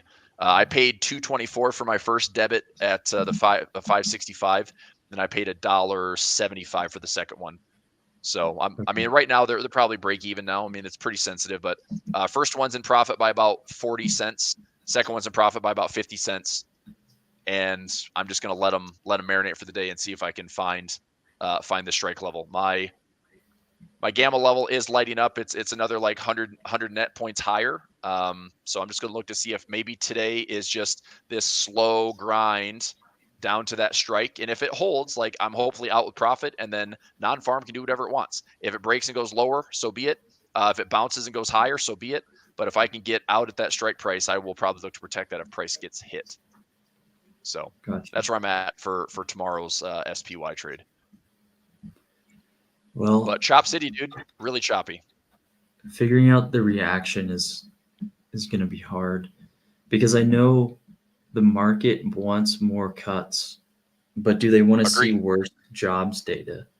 So if jobs data comes in bad, then everyone's going to expect more aggressive interest rate cuts. Is that going to lift the market? I don't know. I don't know. I really think we're on like very thin ice right now for this. Like this Fed getting a soft landing is truly threading the needle, in my opinion, because I mean, again, and I don't think that the consensus of like we're going to have a recession, if everybody thinks that, I don't think it happens, or I think it happens later than people expect, because it's been discussed for 2 years now. Everyone thought 2020 it was a recession, but we obviously bazookaed our way through it and stimulated our way through it. 2022 was a recession, but it was like a rolling recession where the numbers didn't add up and the historical way to measure recessions didn't add up, and everything was different sectors getting hit at different times. This is different, I guess, where it's just like maybe not everything hits at the same time. So, but the employment situation, this is why non-farm tomorrow is going to be important, because if the market sees good job numbers, it's like, okay, we steadied. But I don't think the market wants to see the Fed is going to get less dovish. I think the market wants to see like just crazy amounts of cut forever for the next 12 to 16 months. And, inflation be damned, or we're not worried about inflation right now, which I think is silly. I think the market to not be worried about inflation it's so easy for inflation to have a second wave and it's always happened. It's always happened. So I don't think people understand that is you don't want a second wave of inflation because it gets worse. And the third wave of inflation gets even worse. So I think that the Fed is aware of that. I think Powell is, very, very knowledgeable when it comes to the past cycles. But man, the Fed cannot be crazy dovish in the wake of what could be like very sticky inflation. So I think the Fed is truly willing to operate within this like 2 to 3% space. But if we start getting 3.25%, 3.5%, 4% inflation again, I think that changes a lot. So I don't know. We'll see. I just last time we did FOMC on September 18th, it felt like a victory lap from the inflation side of things. And I just thought that could be wrong. That could be the thing that comes back and it bites the economy again. So, and obviously people feel it. I mean, it's not like everyone's feeling better. We keep hearing about this K-shaped recovery. It's what we're in, right? And I mean, honestly, what I'm reading right now is the K-shaped recovery is this. Everyone that has money and has investments is doing just fine. Everyone that doesn't is doing very poorly. And so it's essentially wiping out the middle class. Everyone's living paycheck to paycheck. About 70% of the U.S. is living paycheck to paycheck. And then those that are top of the food chain, if they're still willing to spend, everything's fine because they have enough spending power to carry the consumption. But everyone down here is who's mad right now, who's upset, who's frustrated, who's disenfranchised, right? So that's where we're at. I mean, that is the economy. And I think it sucks and it feels terrible. So how do we fix it? I don't know. I mean, do you try to lift up the middle or you try to improve the upper? All it's going to do is create more inequality, which we've seen. This is why people hate politics so much, because it doesn't matter who you vote for. You're going to see socialist and populist policies on both sides. One is for the poor, one's for the rich, but they both add to the fiscal deficits. They both add to the debt, and it's just one's covering for the rich and one's covering for the poor, and there's no win-win. It's like, anyway, whatever. We don't talk politics, but it's a weird situation right now, and I think the market is going to be highly sensitive to it. And also, we've been all-time highs all year, Frank. I mean, I think it's been an impressive run. Market's up 20%. I still believe the path of least resistance is the pace right now. I wouldn't be surprised if the market shrugs a lot of things off and just finishes higher for the year, maybe higher into Q1. But going into like summer, fall of 2025, I'm definitely way more skeptical of this market continuing to go much higher without having some type of correction. So I will say this.